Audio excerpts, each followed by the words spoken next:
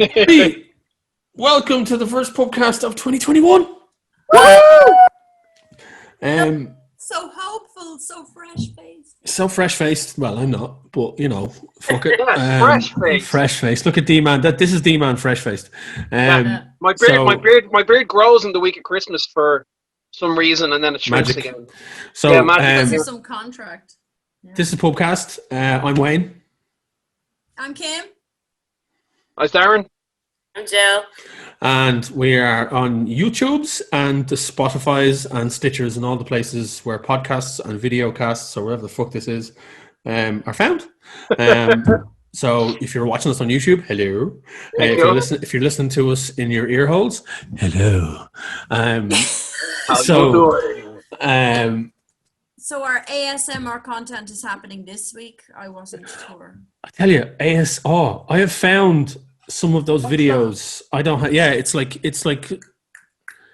kind of like therapy through sound. But there's the food group thing, the foodie thing, Tasty. You know that blog, Yeah. Tasty, right? Yeah. They do ASMRs of people baking shit. But there's one, and it's just because of what it's called. Whenever I see it, because they repost it all the time, I tend to tag Kieran Flanagan all the time. Right. But it's called an ASMR of a flan. There you go. So it's somebody making a flan, and it's just all this like beautiful, silky smooth sounds of pouring milk and whisking, and it's just this like right now it's like the type of shit that you need to repair your damaged cam, and it's just Which cam, that's like Okay. continual status damage. Yeah. damaged cam, That's what Sounds like this a band. is called. yeah. It does sound like it sounds like a new metal band, a Christian new metal band, Damaged Cam. Hey, that brings up a Domino's. point, Wayne. Yeah, Flan's wife is American. Does that mean she calls him Flan? Flan. I don't know. Let's say yes. Okay. It's canon now. It's canon. It's part of the lore. So how have we all been? We had a nice Christmas because we did our Christmas special and it was very well received. A lot of people tuned in and hopefully enjoyed our festivities. But we're now into a new year. It's 2021. We're in the future. No flying cars, no airlocks and all that type of shit. But still, we're getting there. My earphones are wireless, which, this is amazing. No, Don't drop them. I won't. I had them, and I had little small buds, and one fell, just a little drop on the floor, picked it up, and it stopped working. That's why, at least with wires, like if you can catch them in time, but once the wireless goes, there's nothing to catch. So I'm staying old school. Darren, it sounds like you needed to take the lid off, reconnect the wire, and put the lid back on. But I turned it off and on again. I remembered my training, but it didn't work. Very good. Well, I found that I made a semi-career out of fucking up headphones. It's kind of my thing. So I also made a hobby out of also fixing them because I'm from Cavan and I'm not going to buy more. So saying it wrong. It's Calvin. Calvin. breathe through it. New year, new me. This is the equivalent. That's the equivalent of somebody saying, "Here, you're from Dublin, eh? Is that the way you talk? Is it?" I'm allowed to say it. My dad's from Calvin. I know you're a mixed breed. Yeah, you so. have black A little half and friends, half. Jill. I have my dad's from Burris, County Carlow. So does that give me any leeway? I'm sorry, Darren. Well, you're not saying anything, so you're fine.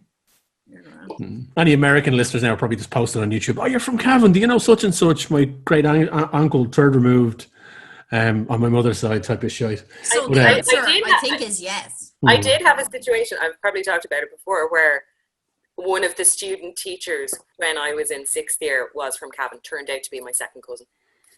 Wow. And did you have a crush on this teacher by any chance? No, but lots of girls in my year did, and it was really disturbing because I got chatting to him one day and I was like, "Oh, sir, I hear you're from Cavan," and he was like, "Oh, jeez, yeah, don't hold it against me." And I said, "Oh, sure, my dad's from Cavan, I wouldn't." And he said, "Oh, the mammy has relations up in Cute Hill there in a place called Skira. Dempsey's they are." Dun, dun, dun. So sorry, he's my dad's first cousin. So whatever that is, it's not second. Yeah. It's first cousin. Yes. I don't know how that works. But yes, Allow from it. that point on, I refused to call him sir. I was like, "All right, Ben, how's it going?" So cuz Did anyone else start doing it as well, calling their teacher Ben? No, Thinking it was the norm. no, they're still smart in my school. But she's doing it. Anyway, Don't that's call me 20 Ben. years Little ago Bobby. this year. Jesus. Wow. So, like, I mean, the Christmas happened and we all stayed indoors, I think, for the most part, and we all enjoyed ourselves. And I ate a stupid amount of food and drank a stupid amount of booze, Yeah. crates of the shit. And I'm now on. We did a shop delivered today, and it was just all vegetables. It was like, what the fuck is this shit? Where's my chocolate and booze and stuff like that? I do have whiskey, thankfully, but I did consume a lot of nerd media over the Christmas. And I'm sure the rest of you did as well. Yeah. So, is there anything that you guys consumed and watched or listened to, read, whatever the fuck? Can I, before the conversation gets highbrow and necessary, can I just put on the record that my family ate 2 turkeys? 2. There are 4 of Impressive. us. Hang on, sorry. So it's just your immediate family, the 4 of you. There are 4 of you, and 2 of those are smalls. Yeah. Had second breakfast dinner or Were they- Christmas were they- dinner. Turned into hobbits for the duration of this. Yeah, I think we all did. I definitely did. I Pretty turned into a much. hobbit. Yeah. the Wayne Scale well, says I did. Yeah. We have second breakfast anyway, and the kids call it that. So I'm waiting for the day when the teacher hears about our second breakfast. Because on the weekends, we do have cereal breakfast, and then we have like fry breakfast when the parent that got a lie in gets up. Yeah. So- I do that with Amelia on the Right. weekends. I do that with And we Amelia on the call it weekends. second breakfast. So I'm waiting till the day that my kid says to somebody else in an absolutely workaday, regular tone, second breakfast. And So, somebody fucks an apple at them from a distance. Yeah. Um, So tell us, Wayne, apart from, I mostly it was turkeys, but I did consume some media. How did We you did have get on? a Christmas fry. I mean, like, Sorry. like food over the Christmas. Like, we indulged heavily. We got shops from 4 or 5 different places delivered, and then we went out and did some stuff. I ventured out into the world, and then straight away fucking regretted it. But then I came back home, and then ate my weight, double my weight in food. Now I'm a pretty big eater anyway, but Yeah. what Can attest. what you did with turkeys, we did with hams. Oh, nice. And there's only 3 of us, and one of them's very little. one of them's very little, but she's a hunger.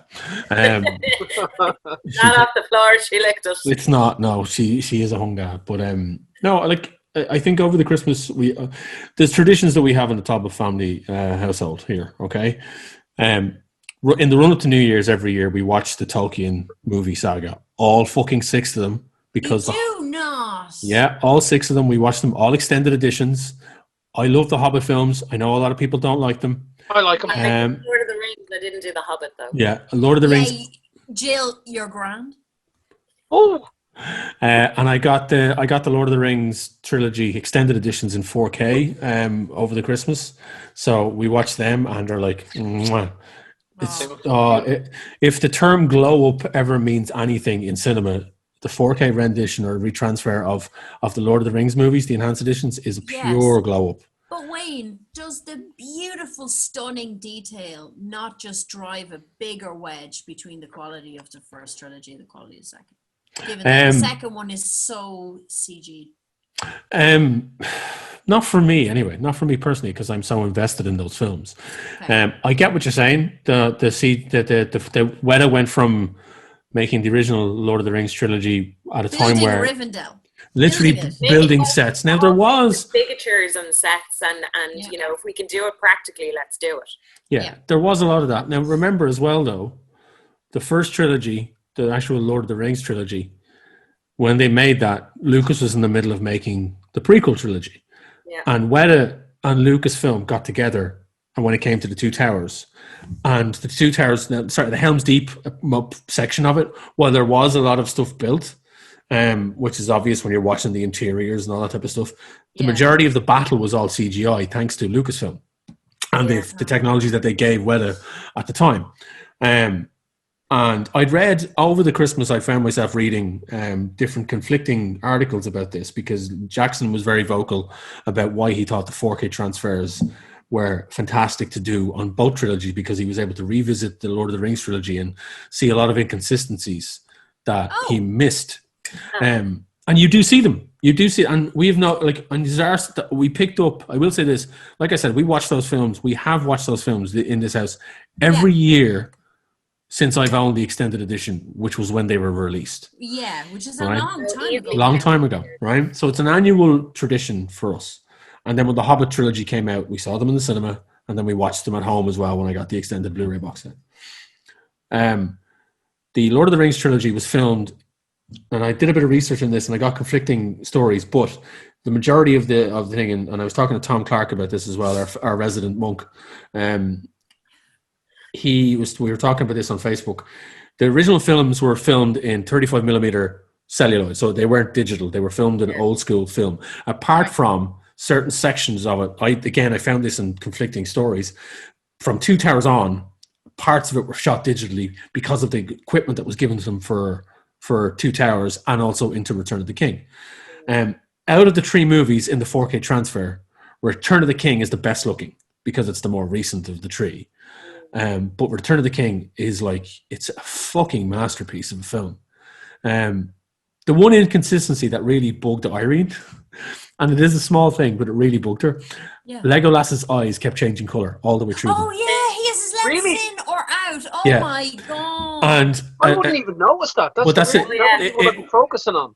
yeah, I wouldn't. Now, But I No, did, but the I'm not a swords and normal the person. pointing. And, Irene I'm an definitely. optician, so that bothered me. Yeah, but Irene definitely focused on Orlando Bloom's eyes and Aragorn's eyes, and and to a certain extent Sean Bean's eyes and the rest of them and whatever. So Irene notices these things before I do. What she likes. She knows what she likes and she likes what she knows. But Legolas it actually stood out to me because we'd watched the Hobbit trilogy and all the way through that his eyes were blue, all the way through because they digitally corrected them. Right. Yeah. And when you get to the Fellowship, then there are certain shots where you're like, They're brown in the first movie. but there are moments in the first film where they're blue as well. Where he does have his lenses in. Yeah, but here's the weird thing: with even going back, they added stuff into the movies. They actually made some additional digital CGI additions to the films 4K. for the 4K. Yeah, they added. Lucas. But they didn't overly do it. Like they didn't go Lucas. Like they didn't start They putting didn't need fucking more rocks. No, they didn't put rocks in front of people and block them into holes. They didn't put dinosaurs walking in front of like Boromir's death or anything like that to obscure the fucking view. they had more arrows. There was actually meant to be 100 arrows on them. No. They didn't add more as to Boromir's death. They did add stuff like that elsewhere, though. The very, very opening section of Fellowship is extremely obvious that they recolored a lot of it, and some of it doesn't look great at the very early stages, like the original attack on Mount Doom, where the alliance between elves and men, where they're fighting Sauron, and Isildur takes up his father's sword and all that type of stuff. Isildur, cast it into the fire. Yeah, but the digital colorization of those particular scenes, what they did was they went back and they recolored, or Jackson recolored the Elven army and the army of men and the orcs, and you can see now they just stand out in large blocks of color.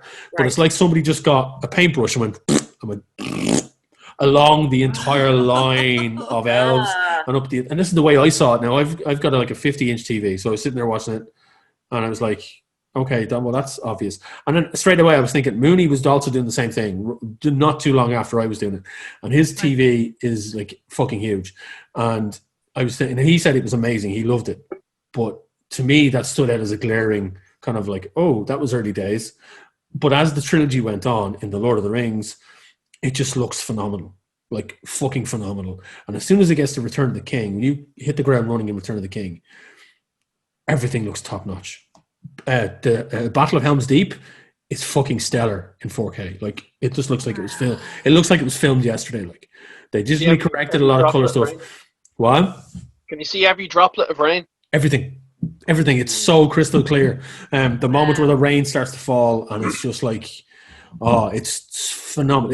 If you're a person who has a 4K Blu-ray player and a 4K TV, and you're looking for like an ultimate box set to show off the technology, Lord of the Rings is the one to go with. Followed very closely by the Matrix trilogy. The Matrix trilogy in 4K is like beautiful. Now, the Hobbit. Some film directors, them them ladies. Yeah, no, I meant lads as a collective term, which All right. as in Gender Irish neutral collective people term. are all of the gender lads. And Yeah. I've decided the Wachowski siblings are here in this moment. Okay. But Wayne, do you Yeah. know what it reminded me of when you said that Legolas' eyes keep changing colour and Darren and Jill, both normal people, said, oh, I never really noticed that. William Friedkin always said that there was a moment in The Exorcist where somebody picks up the phone. I think Karis picks up the phone. And then in the next shot, he's got the phone in the other hand. And somebody mentioned that to him and he goes, if they notice that, then we haven't done our job with the movie. Maybe in that cut scene he changed. I would love. Yeah, he's like. I would love to work as the continuity person on film. Oh, you'd be so good. Because So I am good. so fucking anal. But I remember watching. What was I watching? Like an episode of The Sopranos or something, and Carmela and Tony are sitting at dinner. And they're both drinking wine, and every scene, the levels of wine is different. And I was sitting there going, I can't handle this. God, Weiner, no way. Like between continuity people and dialogue and accent coaches, I want to kill so many people in Hollywood. Oh, yeah. It's Yeah, no, I get it's you. a curse to notice things like that. I think when I was younger, I used to notice a bit more stuff, but now I'm a lot more forgiving. If you think I was like probably less forgiving when I was younger, but now I'm just like, yeah, it was a good movie, awesome.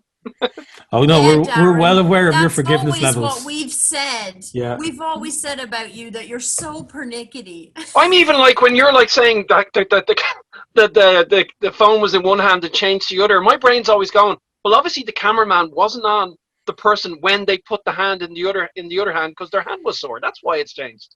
It's the Oh, Darren. And I was already thinking that Yeah. maybe elves, when they get stressed or at certain times of the day, their eyes color changes. See, that's where my brain's already gone. It's the Darren headcanon. Those It's the Darren headcanon. There is like eons and eons of extra content in the head of Darren that he just plugs in. If they were to make an extended edition of films that you have in your head, you'd never leave. That'd be awesome. But like that was like I said, that was one of the traditions that we have. Yeah. And I did notice the Legolas thing. I honestly did not notice it as much, and I don't remember noticing it really when watching the Blu-ray. Yeah. And I'm pretty good at picking out faults here and there. I tend to see problems in film like that, like, you know, the moving of hands or the wine levels or whatever. But the Legolas thing I never noticed before. Maybe I wasn't staring at Orlando Bloom that much. Maybe you weren't watching them with me because I have made all spectacle and contact lens mistakes, bluffs, inconsistencies. I've ruined things for so many people that they never would have noticed. I've drawn. Are you just talking about film here, yeah? I would say that I've pointed out that that absolutely, like, these stunning shots of these broken spectacles on the floor, that's so evocative, and I'm like, yeah, they wouldn't have been made of that material at that time, so they wouldn't have had one. Or people in the movie JFK with anti-reflective lenses, and you're like, what are you doing? Back and to the left, your glasses in the wrong period, yes. Anyway, sorry. Yeah, but there are filmmakers out there that would go to the trouble. Not saying that Oliver Stone wouldn't be one of them, but he probably wouldn't be. No. But there are filmmakers that go to the trouble of making sure things are made of the right material. Matthew Weiner. Oh, guys. Okay, Matthew Weiner, when you said about the wine levels in The Sopranos, Jill, I was very surprised because although maybe Matthew Weiner hadn't started on The Sopranos yet, but when he was making Mad Men, he had period appropriate sized ice cubes. He knew what ice trays were being used at home and at different class levels, and what size the ice cube trays, what size the ice in the drink would be due to the prevalence of the ice cube trays that were available at that time. Holy shit. Anyway, I love that. But media consumed over Christmas that is not taking pains with period appropriateness, but I live. Bridgerton. I mean, every dress is made out of plastic. Every hairpiece is made out of plastic. And could I give a toss? I mean, I wish I didn't notice, but it's kind of the point. It's the fantasy. It's not correct. It's never going to be correct. They don't want to be correct. This is my first escapade into Shondaland because I've never seen an episode of Grey's Anatomy, but Bridgerton is just top notch. This is the new Netflix series, isn't it, Bridgerton? Yes. Yeah. Yes. Made by Shonda Rhimes, and I heartily recommend. Something for everybody. You and Irene will find things to like. Let's just say that. So, one of the last Dairy Girls is in it. Yeah. yes. Yeah. Gemma Collins. But I one of the problems with it is that it's like the costuming is way off and nothing fits, but still though. And it's we only got that because ABC wouldn't spring Shonda Rhimes a couple of passes to Disneyland. She had tickets for Disneyland one day, park tickets. She needed her nanny to come, and one other friend was with them, and she put in a call. And this is a woman who made how many seasons of Grey's Anatomy for ABC? Like, how much money do you think that woman has made for the Disney Corporation? Low. And they gave her the cold cock on the phone, and she's like, oh, that's how it is. Oh, you can't get us into Disneyland today. Okay, bye, bitch. Toodaloo. Wow. And so we got Shonda Rhimes to Netflix, so bums like me can watch her wonderful, excellent nonsense. But I heartily recommend it. Nice. Yeah. But is it comedy, or is it what was it like? No, it's drama, but it's not based in it's not stiff. Despite the fact that arguably it's supposed to be a period piece, it's not. Okay. It's a cracking story. So good. I've seen people post about it, and I reckon it's something Irene would probably gravitate to as well. So, yeah, but it's worth it. It's something that you should be in on too. It's not you might look at it and think it's in Irene when I'm working, or Irene when I'm watching something else, or Irene when I'm gaming. But I think the two of you together would enjoy it. Sure. No, I'll give anything a whirl. Like, anything at all. Yeah. Jill, what did you consume? Oh, what did I consume? I did some rewatching over Christmas. I did, like you. I rewatched the Lord of the Rings trilogy because it's tradition at this point. Because I went to see the first movie in the cinema, and like that, I've rewatched them every year. Of the new stuff that I watched, I'm like, have a list. So the stuff that dropped after Christmas, the two big ones for me, I guess, were Sabrina, part 4 of Sabrina. Like, I never read the Sabrina comics. My experience with Sabrina was like a lot of people. It was the Melissa Joan Hart show when we were kids. So when the Chilling Adventures of Sabrina appeared a few years ago, I was like, yes, I'll have a bit of this. Yes, I know it's teen horror drama, but it's horror. And I really like Kiernan Shipka, the lead, because I thought she was brilliant in Mad Men. And she was really good in Feud as well, which is another Ryan Murphy thing. That's who did she play in Feud? He played Betty Davis's daughter. Oh, excellent. Yeah. So the final part, it has a really nice conclusion. I don't want to spoiler it for people because I know relatively. I consumed the last, even though I was worried that I wouldn't finish it, I put it on while I was painting yesterday. I was like only 2 episodes in, and I finished it there. I couldn't turn it off. I forgot how good it is. Like, it's like, because I used to come home from school and watch Sabrina because it used to be on the television. Yeah. And when the first season happened, I was so. I was surprised at how gory it was, because we watch I know I watch a lot of horror movies, but there's like a lot of gore and a lot of horror in that show. Yeah, it is. Proper. I couldn't stop watching it. It was really good. I'll let you. Sorry. I really enjoyed it. I think there have been trailers and there has been posts and stuff online even before the final part dropped about the appearance of much loved characters or actors from the original series. I haven't seen a second of it, but I know that happens. Yeah, that unfortunately was spoiled in the trailer, but I was happy to. They did show it in the trailer, and it's done really, really well. Yeah. And there is a moment where you're like, oh my god, it's them. So that's pretty cool. I was a little bit surprised at the ending, but I thought it was done very well. Well, did you know that there was talk of them? Unfortunately, another COVID got in the way. They were thinking, there were ideas for a series 5, and then they were going to end it there. But because of COVID and all that, they had to cut it short. Unfortunately. Oh, I thought they got cancelled. No, I heard they only ever were going to do 4. I heard that it got cancelled before any of the COVID filming problems started to come in. Because we've been renewed for 4 and we haven't been renewed for any more. I'm going to try, because I read it, because I was annoyed when I heard it, but I found an article saying that they were thinking of doing 5, but like that. Cancel it was when Netflix hadn't cancelled anything since it started making everything originally, and then 1 year they went, holy fuck, what? And started cancelling everything. Yeah, they saw the bill for everything and they were like, woof.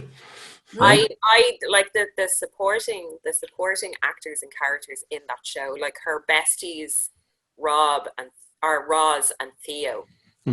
I love those 2 characters as well, and it's got some really good LGBTQ representation in that show also. Love it. So give that a watch. The other big thing I suppose that I was looking forward to, I will also say, and sorry to cut across you, but I will also say that I'll watch anything with Michelle Gomez in it. So well, Michelle Gomez and Lord of the Rings alumni Miranda Otto. For me, Michelle Gomez, I can't pronounce names. Michelle Gomez. I have to say, Miranda Otto and Lucy Davis as the new aunts. Yeah. Phenomenal. Michelle Gomez and Lucy Davis, all of my girlfriends. I know, right? I have to watch this now. It's really good. They Michelle Gomez chews the fucking scenery around everyone. She's absolutely animal. I love her. She felt like she was Missy. It is just like Missy forgot she's Missy, and she's used the watch to forget who she is, and she's in that show. She's really awesome. I feel like Michelle Gomez is like Jason Mantzoukas and Ben Schwartz and people like that who just have this energy. You just point them in the direction and let them go. You're like, I want whatever that is, but I can't write that, so you're gonna have to do it. Yeah. And her part in the last season is not as focused on in the last one as it is in the previous one, but it makes sense for the story. So cool. Is she in all the way through? Yeah. Mm-hmm. She is. Oh, it felt like there could have been another season to kind of work on that. You know, like it did feel like if they would have gotten another season, you could have seen certain things happening. But I was happy with where it ended, and it was a unique way to do things. Guys, I had to stop Santa Clarita Diet because it was too gory for me because I'm a big baby pants. Is Sabrina going to be troublesome or is it alright? Bits you forget, like there's a scene where someone's being dissected on the table, and I'm just sitting there watching it painting away, and then I'm like, oh shit, hang on. And then I realized that it may be 3 in the day, but this is on Netflix, so but there are some scenes where you're too used to it because in my eyes, because I watch a lot of horror, so I'm just it could be way more gorier. I don't mind surgery. It's when people just start randomly eating. Like when people go hobby rather than profession on the overall color tone of the show as well is very dark, which lends to the horror too. So I'm thinking of it going, is it really good? Because it looks so fucking dark all the time anyway. But yeah, they're 1 minute they're dissecting somebody, then it's a fucking teen orgy. It's the camera there. You look, someone's going to get like literally ripped apart, but then the camera pans up and you just see this lovely stream of blood, and they leave it all to the imagination. That's what I've liked. Sometimes they have to show you, sometimes they don't. But Father Blackwood was brilliant for me. They do Texas Chainsaw some of it, but there are elements of it of what I've seen. I've seen the first 3.5. I haven't seen the Arson 4 yet, but as far as horror is concerned, I think the reason the horror works in Sabrina is that it is 1 second it's a teen drama, and then all of a sudden, whoomp, it just flips on its head, and then somebody just got eaten alive. You know what I mean? So there are some beautiful cameos in the series. The horror is done very well. I love the art direction in it. I think the overall design of the show was fantastic. And the cast are great. It's a shame some of them don't get the shine as often as some of the other ones do. Yeah. But everyone that's in it, they're all in it to win it. Like, they're in full force. Yeah. There's nobody half-assing it here. They all fully believe what they're doing, and the world is believable. There is some beautiful gothic feel to it in elements of it, which is really, really nice. And I think I think it's it is. Now, there's some beautiful gothic moments in the show, and nods and winks to horror classics as well. So and from the look at the social media around the show, it looks like they all had the absolute crack making it as well. Yeah. Oh, that's good. That normally has diminishing returns. Yeah, People have a lot of fun making Adam Sandler movies. Even when they break into songs, sometimes, like, you can tell. It's like when they start singing, and it happens every now and then. You can tell that's when you get to see how much they get on and they love the show. Like, there is, because a couple of the characters have a band as well. Yeah. Kim, so you'll love that. I will say, when I heard the Time War, got the talent for them. Well, that doesn't happen, but like, yeah, it's a callback. Callbacks. There are quite a few. There are quite a few callbacks to the original Melissa Joan Hart story, like nods and winks, and then there are there's a lot of stuff heavily stuck in some of the so there's modern day Sabrina comics. Right. And there's obviously the classic ones linked in with the Archie comics. A lot of the not Riverdale, but the Archie comics and there's Riverdale comics as well, but the Archie comics, when the first season of Sabrina dropped, the Archie comics, each character from the main group of people, so Archie, Jughead, Veronica, Betty, all had their own line of horror comics. Wow. So, and they were pretty fucking good as well. Veronica had one called Vampironica, and it was drawn beautifully by Greg Smallwood, and it's a fucking gorgeous looking book. I have it upstairs. And it's been a while. I have it upstairs, and also the Jughead one is, and ironically, not ironically, but the Jughead one was called Jughead the Hunger, which is I don't think it was meant to be a nod to the Bowie film, the vampire movie, but Jughead one is a werewolf story, and it is also fantastic. Kind of riffs on parts of The Howling and other werewolf lore and film, but with the popularity of Riverdale, with the popularity of the Sabrina show, there was a resurgence in the comics, and they did go full adult with them as well. I think Riverdale for me is just fucking trash. I tried the first couple of episodes and was just like, no, I can't. I don't think it's for us, lads. I like a lot of stuff, but I switched off from that. I did the first season is Twin Peaks.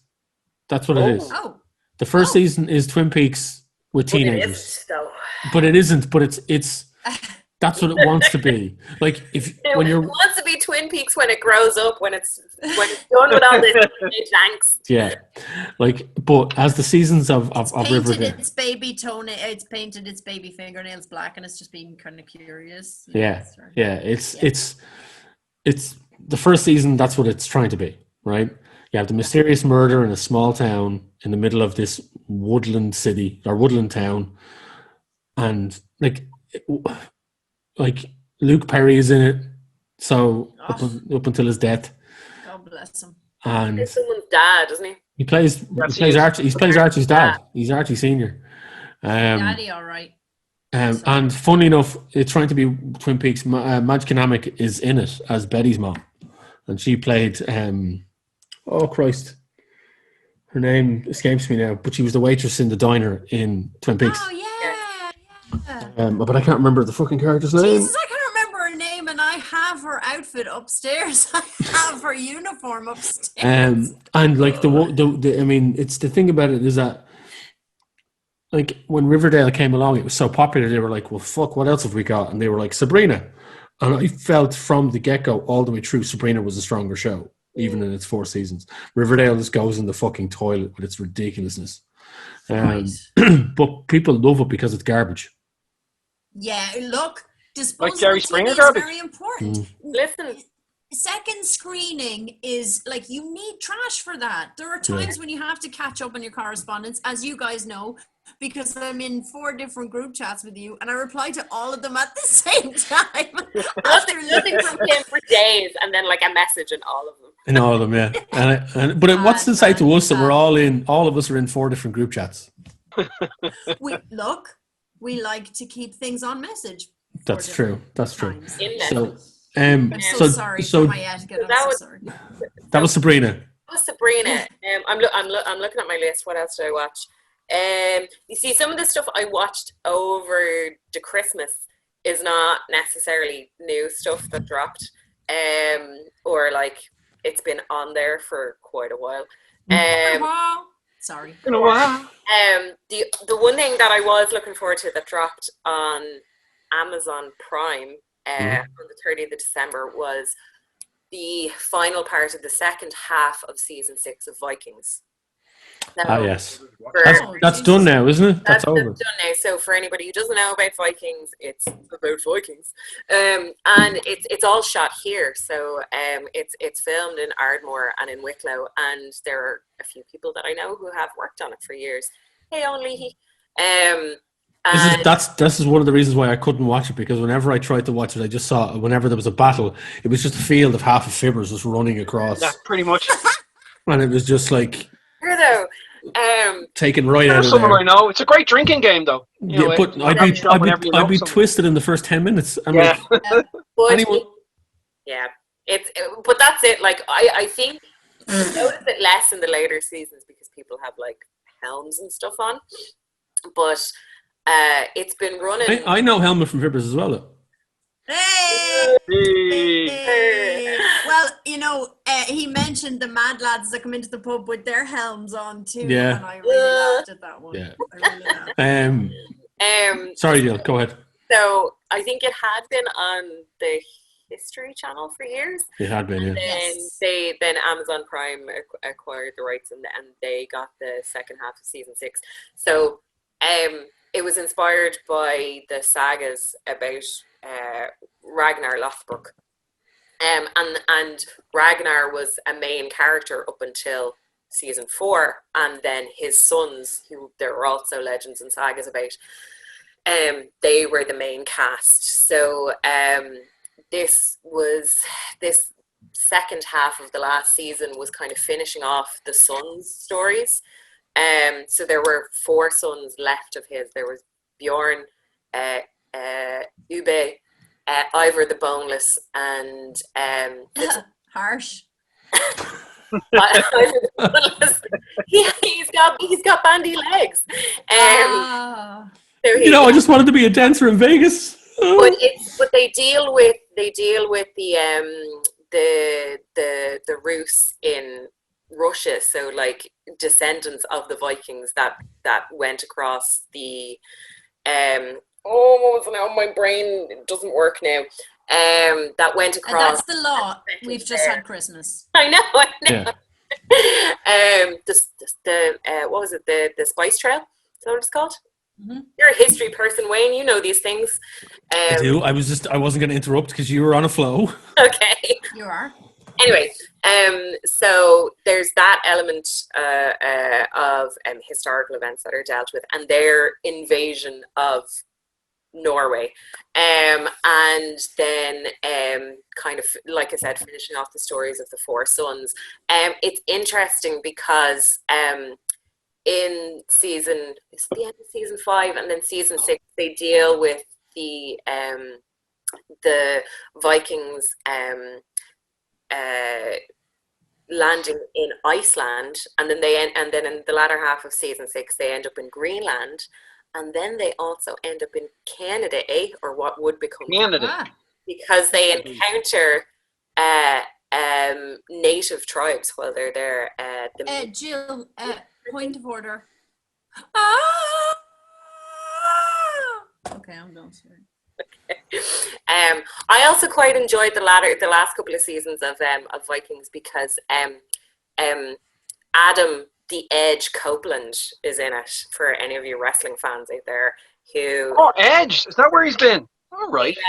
Well, he has a prolific acting career these days. Yeah, he's in Money Plane. Oh, He's been in the last couple of seasons of Vikings, yeah. He was also in the last Highlander movie. because that's the last time I seen him. I was just the other day kind of wondering where he went to. Okay, I might pick up. I think both Christian and the Edge were in the last Highlander film. They I mug him. I accidentally think. insulted Wow. Christian at New York Comic Con. I was taking a photograph, and somebody said, "Hey Jill, do you want to get a photograph with Christian?" And I went, "No, I'm really an Edge mark." Did he cry? He didn't. He just gave me a look, and I was like, "Sorry." Hang on, you said that within earshot of him. I did. Oh, she's a cold-hearted snake. She's as cold as ice.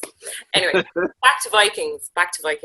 Yeah. It is for anybody who enjoyed the violence of the likes of Game of Thrones and the historical backdrop of the likes of Rome. And Great series, fucking great series. right? Yeah, great series. So I think you should watch this, and it's wonderful to watch the landscape where the main town is, Kattegat in Norway, is fucking Wicklow. So like whenever you see like the aerial shots, it's like, oh, that's Wicklow, that's Lockdown. Lockdown, Glendalough, all of them. Exactly. Wow. Exactly, but it's beautifully shot. It's so much effort goes into the sets and the costumes, and even I just love looking at like all the female Vikings and shield maidens. They all have these intricate plaits in their hair because that's how they like plaited it above their faces, particularly when they're going into battle. And like they essentially have like mohawks, but it's all like interwoven plaits down the side and stuff. And the woman who plays Lagertha, who is Ragnar Lothbrok's wife at the start, Queen of Kattegat at one point as well, and does travel to Wessex in England. Catherine Winnick, I think is her name. She is fantastic. She's a Canadian actress and she's a complete badass. Actually, pretty much all the women in that show are phenomenal. So it's really nice seeing some strong badass women on TV too.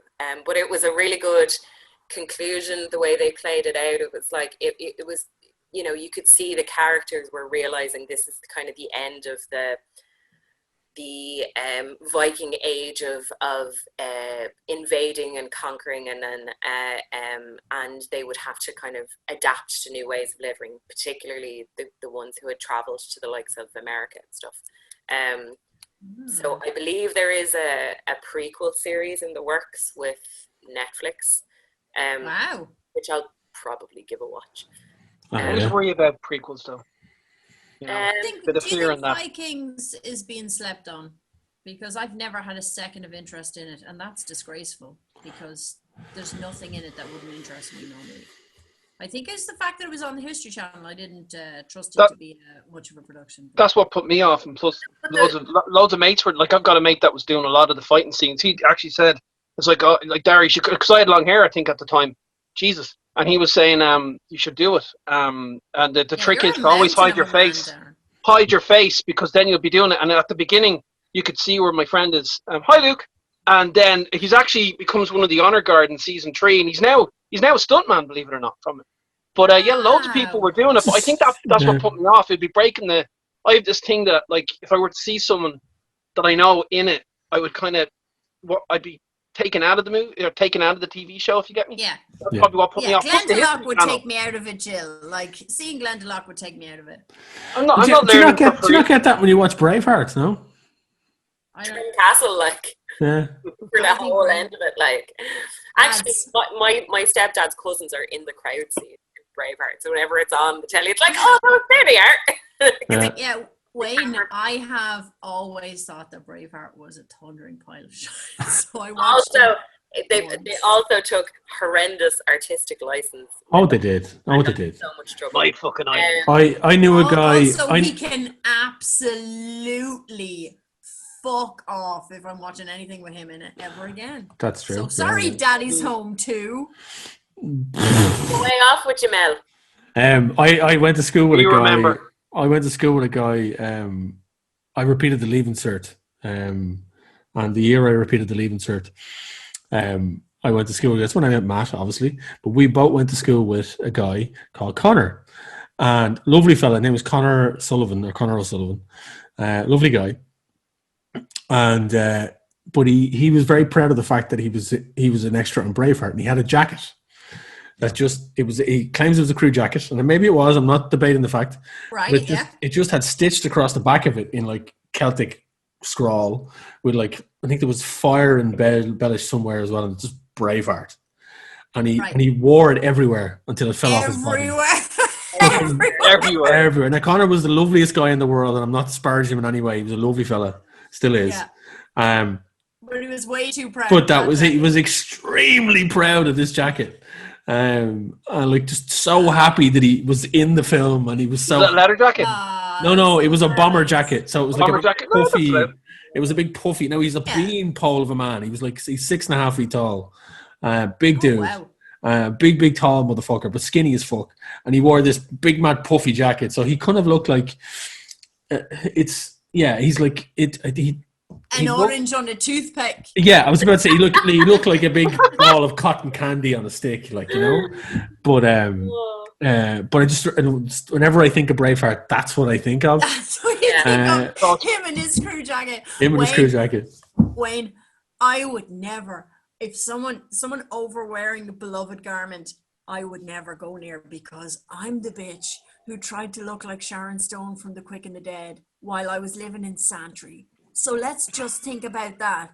I tried to walk to college in a fucking leather Stetson, and I didn't have a duster, so I had to get something kind of like a fucking Columbo style raincoat and these like suede trousers.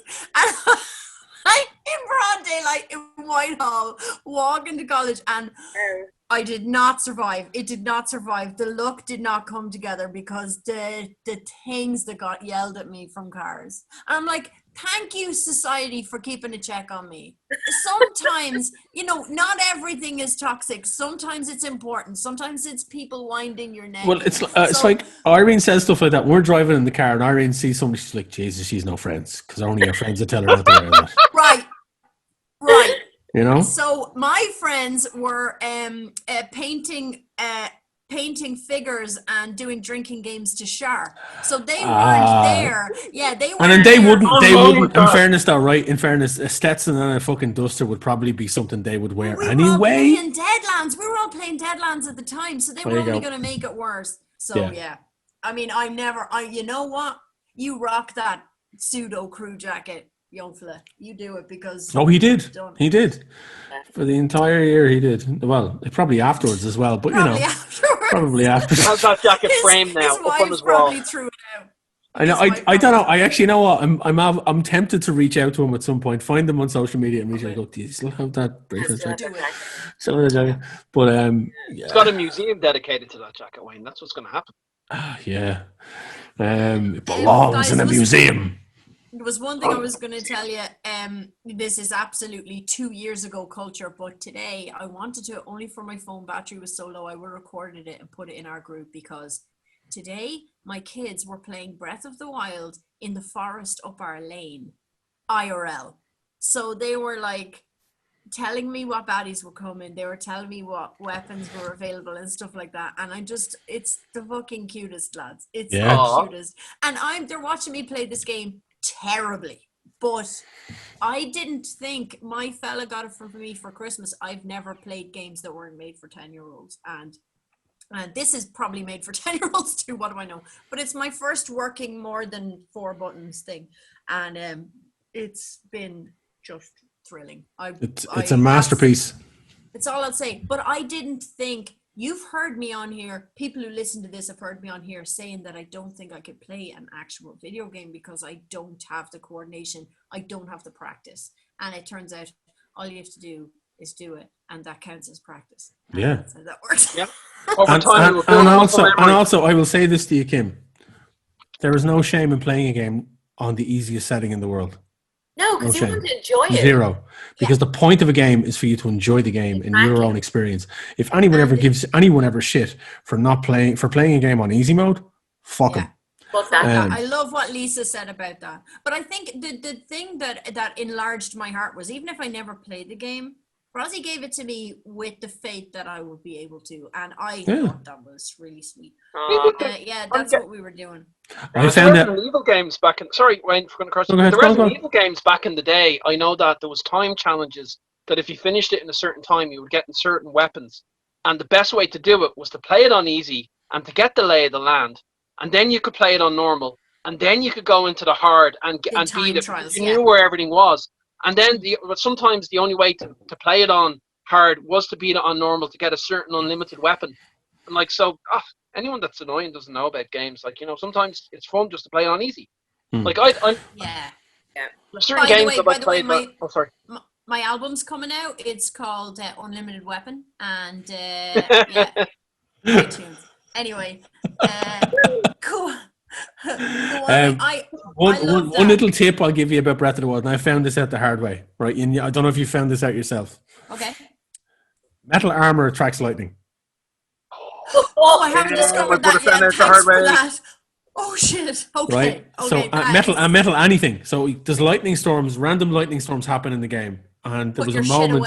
I have there's a video of me playing this somewhere on Facebook. Something I shared it on Facebook when I found this out. When I got the game with my Switch, when Irene very kindly, it was my daddy present for when Amelia was born. Irene bought me a Switch and Breath of the Wild, and she was like, "There you go."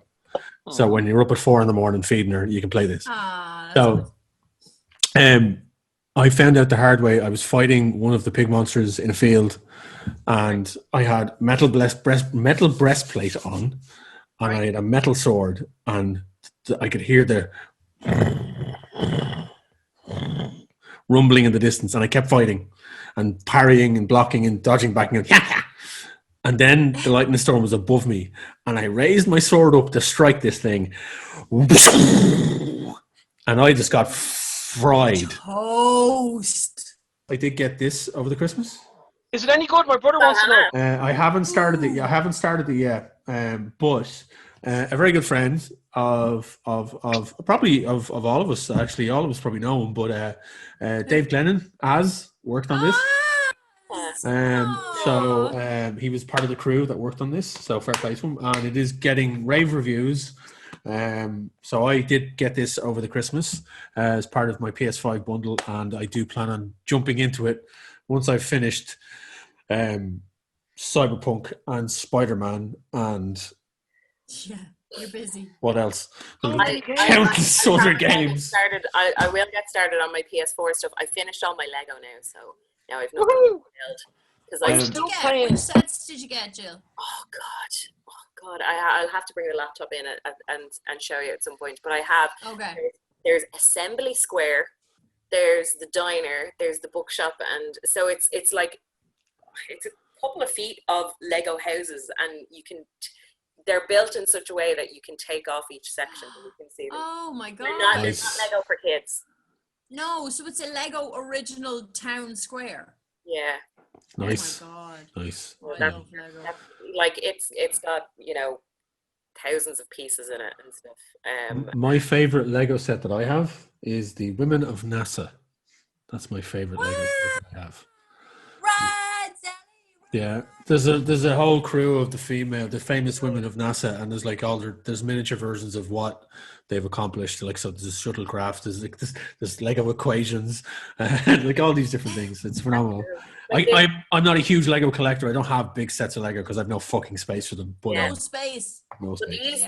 These sets are on the shelves in the spare room, which is my office, and I'm actually tempted to put all the horror characters in the fake Legos that I got and have them like try to break in to the like one of the floors. It's so cute.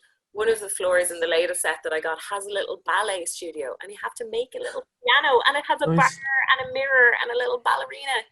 And like there's a photography studio in it, and there's like a cafe and an apartment upstairs. It's just so cute. And during the week, I saw someone do a makeover paint job on My Little Pony castle and turn it into a gothic haunted house. And I thought, I've already. Wow. I blame Doc Houseman. He was, you know, he said, oh, he was texting me over Christmas, and he was like, how are you getting on? I'm like, I'm building Lego. And he said, have you signed up for Lego.com yet? Yeah. I'm like, no. And he said, he just sent me a link, and it's a Lego haunted house, and I've already Yeah. Jamie T. is a blackguard for sending us links for up and coming. So Lego do these test sets. So there's stuff that is done by fans that is put to Lego to become real sets, right? Yeah. So as you guys know, we are deep into playing a Hero Quest session every Thursday. And even actually Dex Shalvey was tweeting about it last night, and a lot of people were like, oh, Hero Quest. But during the week, Jamie T. sent us a link to a Lego Hero Quest. So it's apparently in kind of a testing phase, or Lego were humming and hawing about whether to get it made or not. Stuff. Yeah, people vote for them. Yeah, so there's all these fan kits that get put forward that like people. The Drag Race stuff got made. How the what? That Drag Race stuff got made? Drag Race stuff got made, yeah. Really? Voted for. Yeah. I mean, so he had there's a link and there's pictures of the full kit, the full board, and then all each individual miniature and everything, cards, the whole thing made it a Lego. And I'm like sitting there going, fuck me. Now, like, I have the original Hero Quest set, all parts of it, neat and tidy. Thanks to John Fitzgerald, who gave it to me as a gift. I still remember when you came in with those two bags. Yeah, he came in. So John Fitzgerald is a friend of the show, and And, Christmas party stalwart. We love you, John. Yeah, haven't seen him in donkeys because of everything, but also like he was living the life as a married man and a dad and whatever he's doing. I don't know if he has kids, but anyway, he messaged us one day and says, "Look, I've got all this stuff. I know you're into this type of thing. Getting rid of it. Don't want anything for it. It was just in the attic, and it's a hodgepodge. So it was a hodgepodge, but everything was there. Everything was there. It was just all over the place, and it was Hero Quest and Space Crusade." And there was 2 sets of Hero Quest. No, actually, no. I can't remember if he gave me 2 sets of Hero Quest, but I got it all, cleaned it all up, and it makes up a full set of Hero Quest. And the majority of Space Crusade.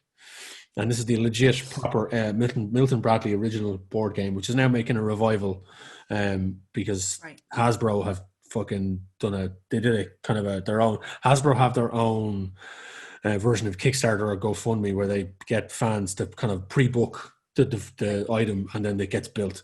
Bring the Fat Frog back. Yeah, exactly. That type of shit. But what they've done is they've updated it, figures and all that type of stuff. But personally, anyone that's a fan of it, I don't think they like the new one because the art on the cards is different, the cards look different, and the box art is not as good.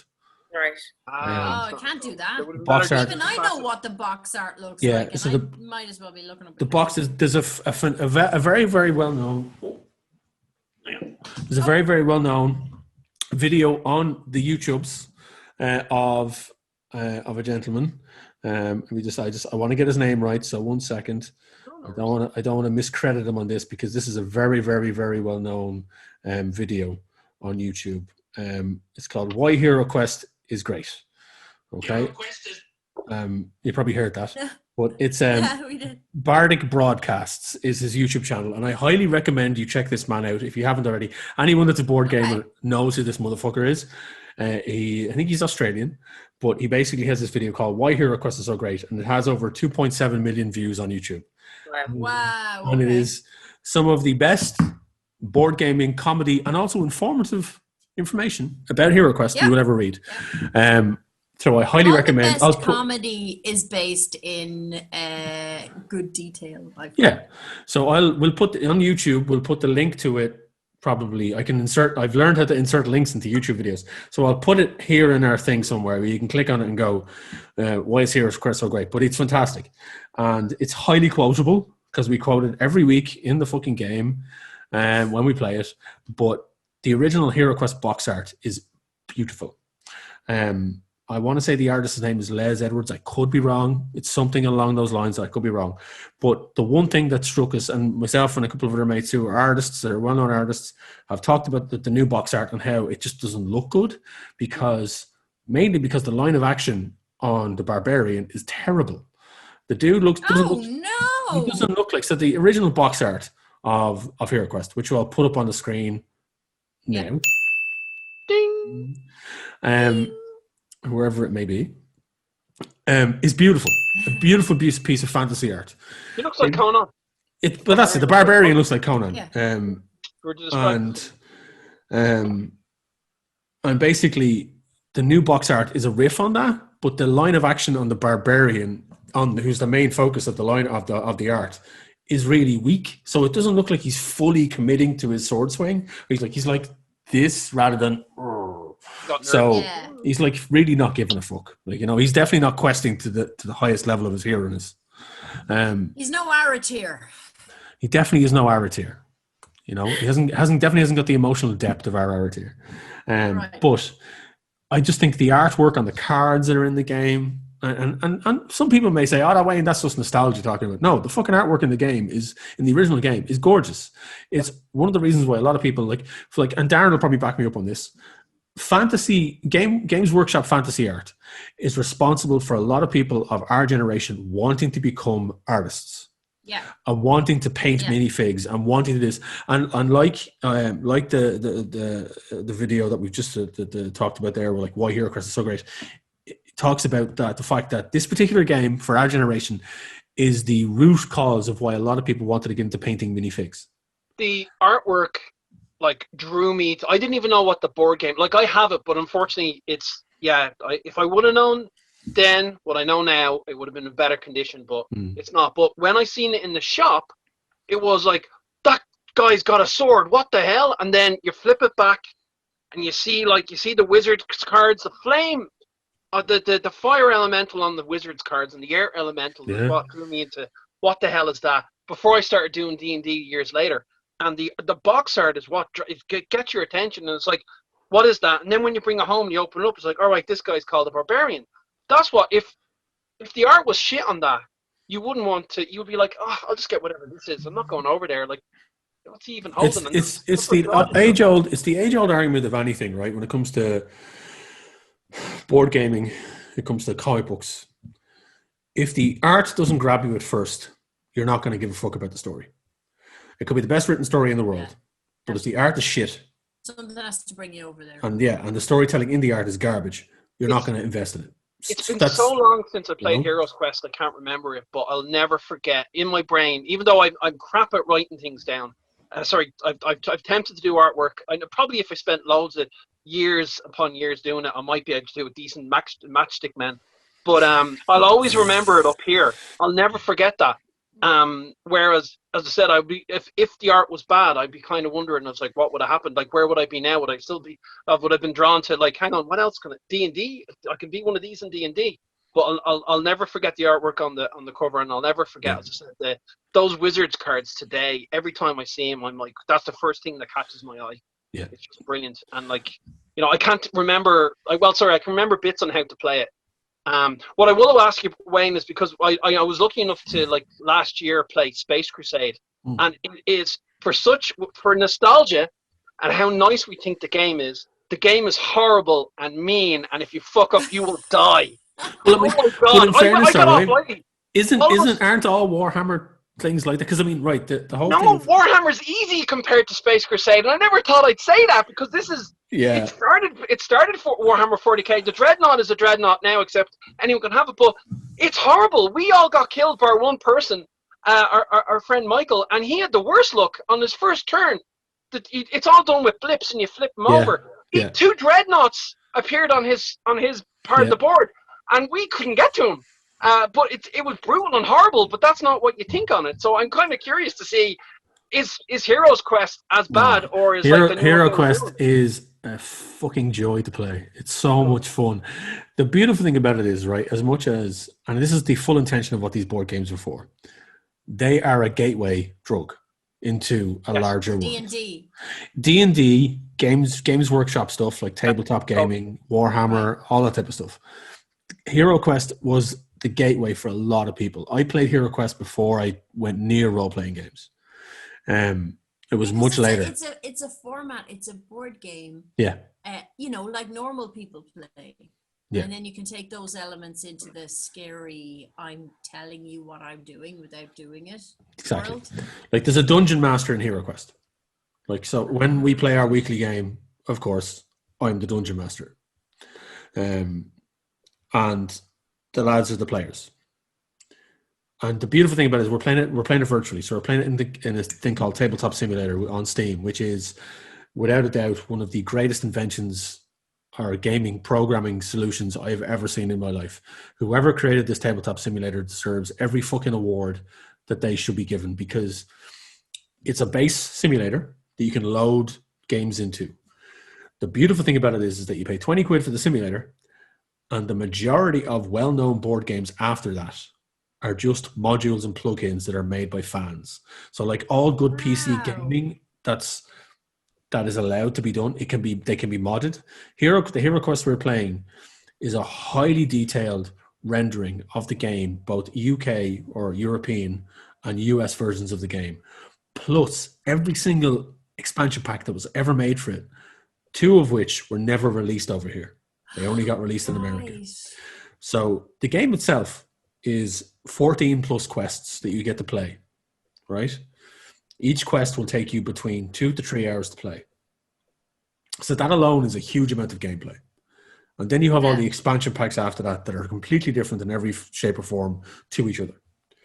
All of this is in this module within Tabletop Simulator. So you hand over your 20 quid to Steam or wherever you get your Tabletop Simulator, and then you go on to Steam or wherever it is, and you subscribe to the Hero Quest module. And then when you load up Tabletop Simulator, Hero Quest is there waiting to load up for you. Now, there are countless other board games available there for it. There's like, you have fucking Imperium, which is a massive, massive game. Takes fucking a whole day to set up. You have Star Trek Fleet Captains, which is another favorite of ours. But unfortunately, the version on Tabletop Simulator is only 3-player, but still the game itself is phenomenal. There's a multitude of games. I know I was playing with Doc and with Steph and a few others for a while there. I was playing Gloomhaven, which is a very popular current game. A comic book series of that is currently actually with SourcePoint. So there's a multitude of things you can do. But with Hero Quest in particular, right now, and it is doing what it's meant to do, right now it is a gateway for these lads to get into D&D. Myself and Adam, who's another player for us, have played D&D before, multitude of times. Stephen Mooney, Jamie T, and Deck Shalvey have never played Dungeons and Dragons. But now, for the most part, they want to. That's how Hero's Quest works? Because of Hero Quest. So you have to give the game props. Even in this day and age, yes, there's an element of nostalgia to it, but some of the lads have never played it before. This was the first foray into it. But they're loving it so much that they're like, let's go to the next step here with this. So Slam the alarm, Wayne. We got one! So yeah, there's that. So I don't know how we got onto this segue. It completely off this way for whatever reason. I can't remember. That's allowed. That's kind of the modus operandi. Can I shoehorn just when we've put their used their names in vain? Can I just a massive bula bus? I think all of us were backers for Away in Danger. Oh my God! What a labor of love! What a beautiful thing Fucking that awesome. was. Oh, mine's over there. And I was curious to see I what got Nick teary-eyed Roach towards the did, end of but one. I was excited to see that he stayed in his Now- lane. No spoilers. I'm wearing the No spoilers. t-shirt. Have you seen the cameo? No. That's our gaming group. Oh. He's so. Amy T and Drew, our gaming group. Now, I will, full disclosure, Jamie didn't have enough space to put every single person in, so he drew one person that is both a friend of ours, Fran, and me at the same time, apparently. So I'm told. So there you go. And we can debate that till the cows come home, but I'm going to take my credit whenever I can fucking get it. Yes. That is- Can you just that break is your definitely- glasses there and we'll just see if that's... Yeah, it doesn't have as big a beard, but Mooney gave me full permission to deny or refute or confirm the fact that that is me. So there you go. But that's all of us together. Jamie with the helmet on, and then all the other lads are there. That's adorable.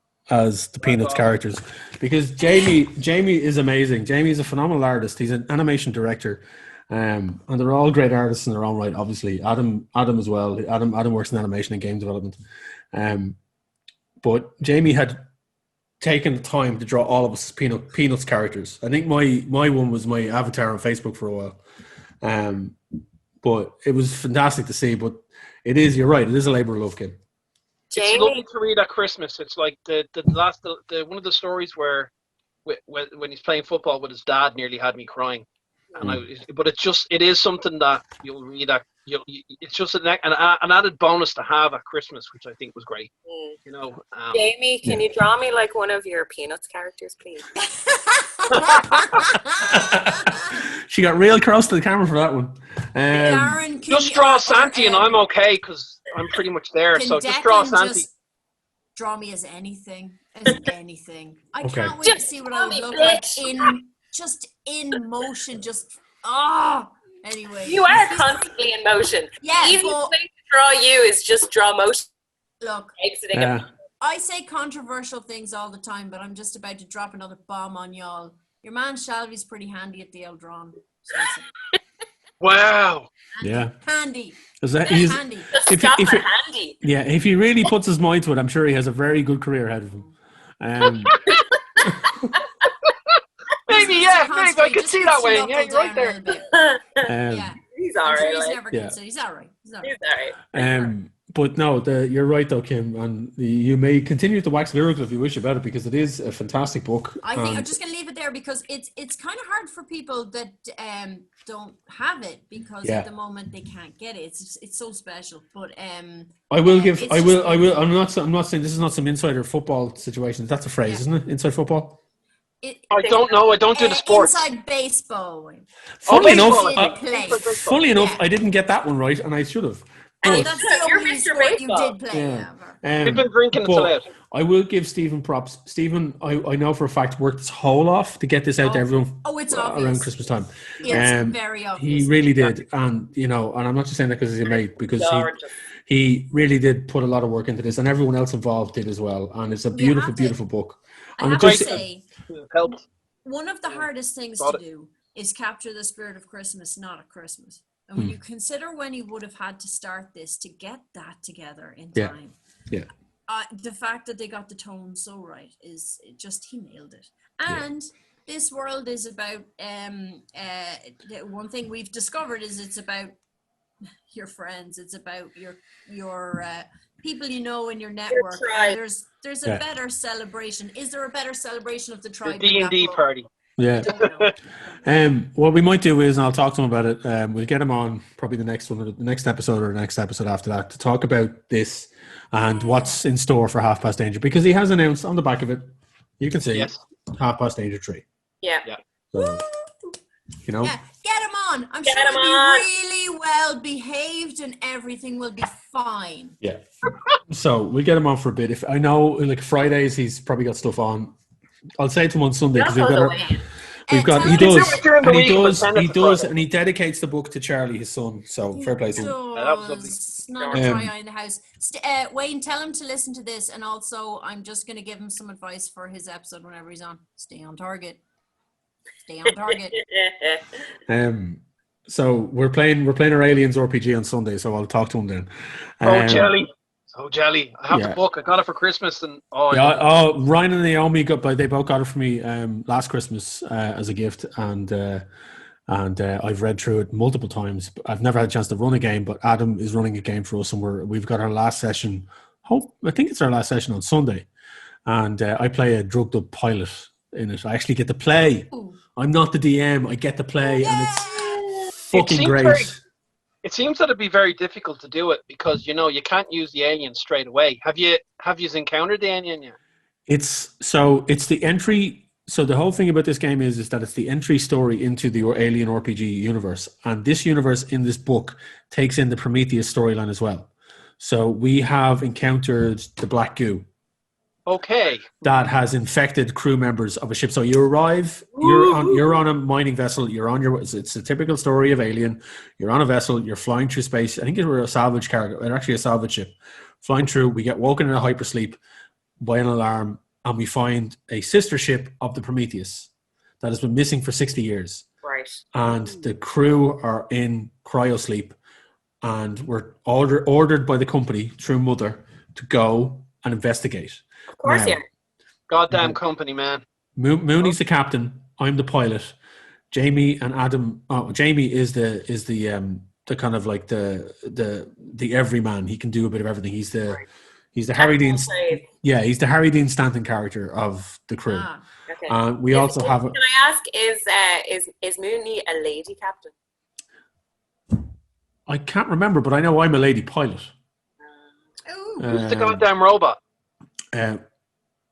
We don't. There. We don't have one. We don't have one that we know Steve of. Ash was a goddamn robot. Yeah, but we haven't found out yet. But we do have a company man on board.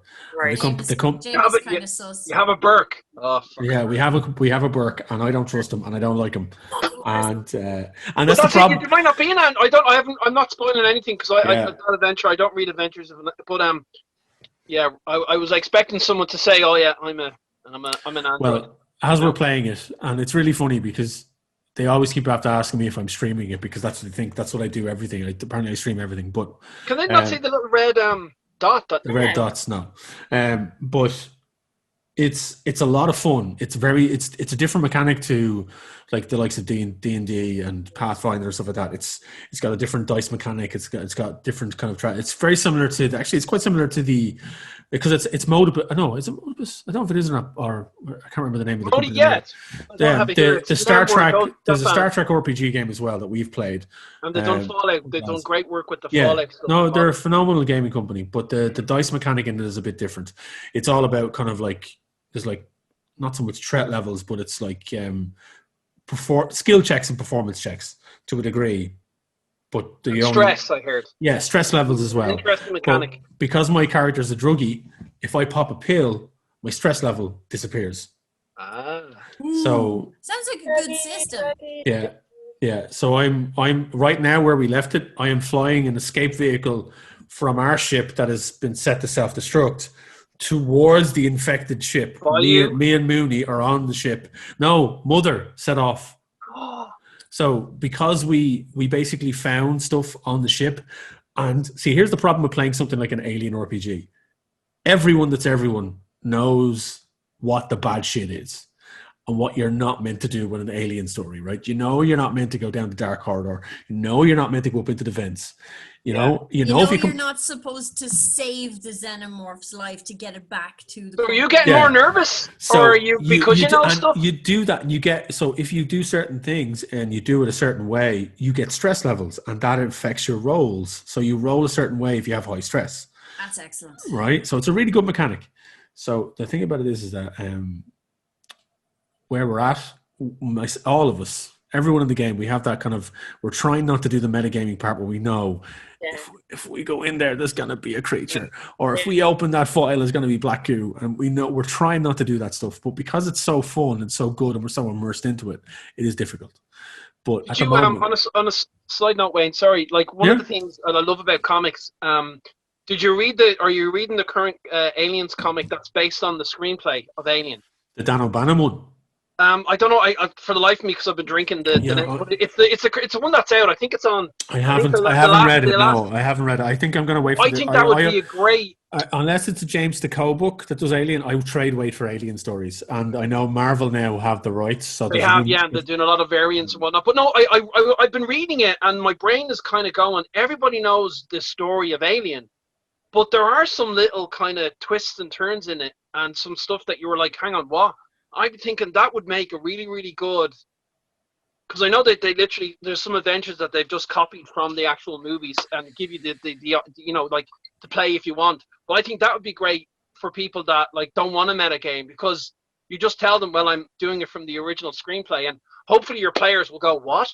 And that adds a little bit of oomph to the thing. That's where my brain's been going with since I got the book for Christmas. I'm like, well, that's the worry, is like, once you drop the alien, the fear is gone. So when do you do it? And then it's like, well, what about the comic? Because no one knows about I haven't read the last issue yet. I have to get it, but it's been good so far, and I think it would yeah, it's been really good so far. Like with the It's characters, crazy to it's think that different the Alien franchise is one of the franchises. Franchises. it's okay. I've been drinking this. It's fine.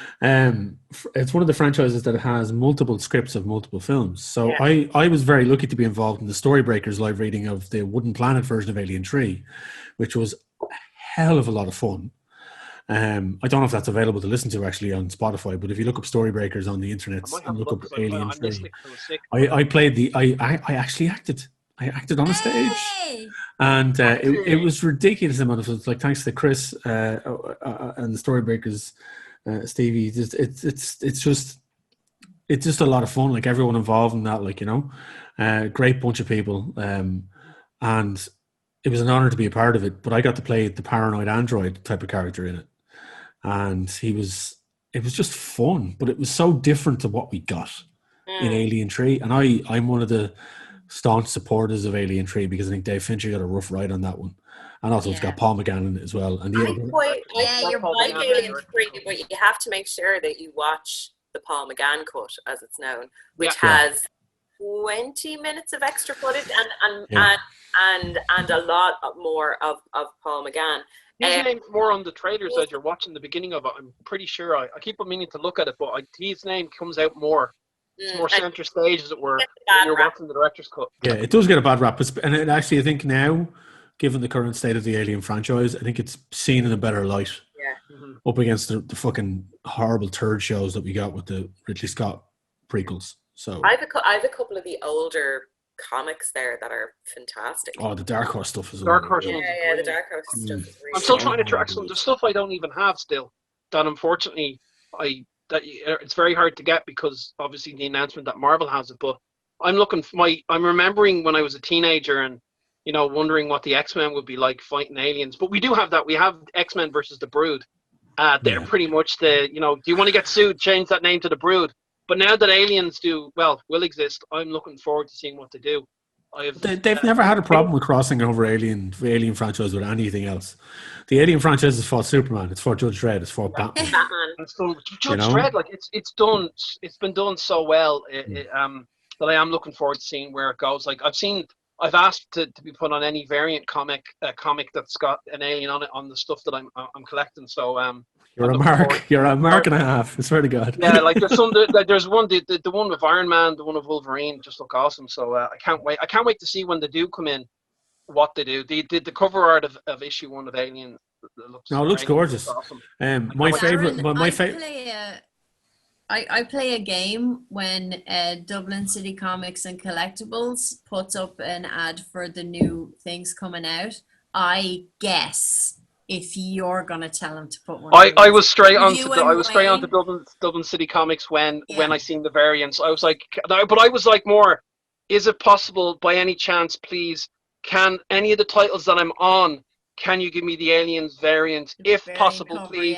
Thank you, please, thank you. Now, are Marvel? I'm like, I'm not one for variants, but it's Alien. I don't know. Are Marvel playing silly buggers with the variants though? Because they can be cunts with that type of stuff. I have not. I don't want to go down the rabbit hole of variants because I've listened and it can be, and I know it's a pain for them to get them in. So I just ask nicely. It's like I'm on these titles already. If it's possible, please. I'm a big Aliens fan. If you currently seen my setup here, like I don't have to. I can reach for one alien. I can reach for another alien. I can give you eggs. Hang on, I can give you eggs. I'm a big fan, so that's why I was like, and that one is so cool. That's the the Rhino one. Oh, it was so cool when I got that. I'm a bit of a fan. So, but again, I only asked for the one, and I only want the ones that I'm on, because I don't want to see how many titles are out there. I say they're going to be milking it for as much as they can because they've got aliens, and just think of all the Marvel superheroes that are going to come across. With the way you said that, I just had this image of a future alien film, and there's a Dublin lad on a ship, and he just turns around to whoever, and he's like, "Lads are fucked. You got aliens, like, you know what I mean?" We're fucked. I'm fucking good with man. Being I have it aliens, too. good. Yeah. Being aliens, Like, yeah. That's a face hugger, mate. You got aliens. I'm fucking sorry for you. Aliens, Like, man. Like I can get rid of them, but it's going to cost you. scarlet for you. Can I do No, a really I- irritating little segue? Yeah. There's a show on Netflix. There's only one season of it. It has the phenomenal Michaela Cole in it, who I love her so much. If anybody saw I May Destroy You, it was a fantastic series. But this one, it's called Aliens. And I think it's possibly 3 or 4 years old. And it's got Michael Sasha in it as well, who was in the last 3 seasons of Being Human. And the concept is aliens who look exactly like us landed in the UK 15, 20 years ago and basically live in shitty conditions out. Like there's border control.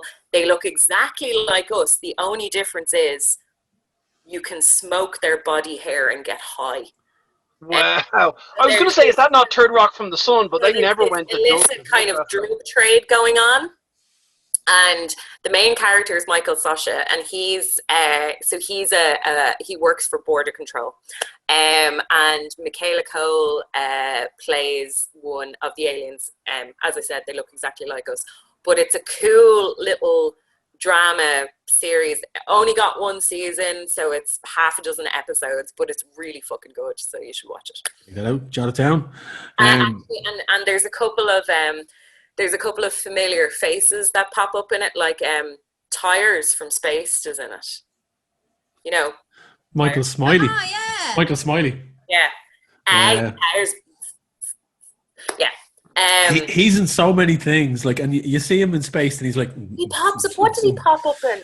He popped up in like The Fall or something. Yeah, and he's all like slick black hair, and he's real serious and stuff. And he's like, yeah, it's mad. Yeah. But and apparently, like, I remember watching an interview with Simon Pegg or something many moons ago, back when Spaced was a thing. Yeah. And he was talking about Michael Smiley, and he was like saying, like, this guy is a fucking nutso. He's a nut job. But like, then you see him years later appearing in shows like this, and you're kind of going, oh, okay, there he is. He's not that much of a nut job. He's still getting work. But yeah. Wayne, on another side note, have Yeah. you seen Truth Seekers yet? No. With Nick Frost and Simon Pegg. Oh I my haven't. god! I've seen the trailer. I know it's on Amazon. I just haven't gotten around to watch it. I've a laundry list of shit I have to catch up on. Oh, but it's little 30 minutes. And the one thing I'll say is, once you watch it, it's gone. I didn't realize how quickly I would devour it. Like, I was just sitting there painting. It's like, it's Nick Frost plays this guy that's, big into, like, he's got the camera and he goes into haunted buildings and whatnot. And surprisingly, I knew it was going to be good because the lads are deadly, but it's way better than what I thought it was going to be, and I want more. But unfortunately, it only dropped recently, so I've got that predicament. Came out just, I think it was September of October of last year. It came out. Yeah, but it's really good. I was surprised that Simon Pegg was in it. I knew Nick Frost was in it, and I was like, oh man, yeah, anything that he's in, I'll watch.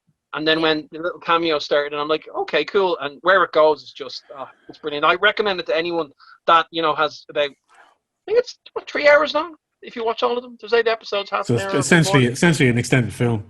Really one thing I did watch when it dropped online was the new Wonder Woman film.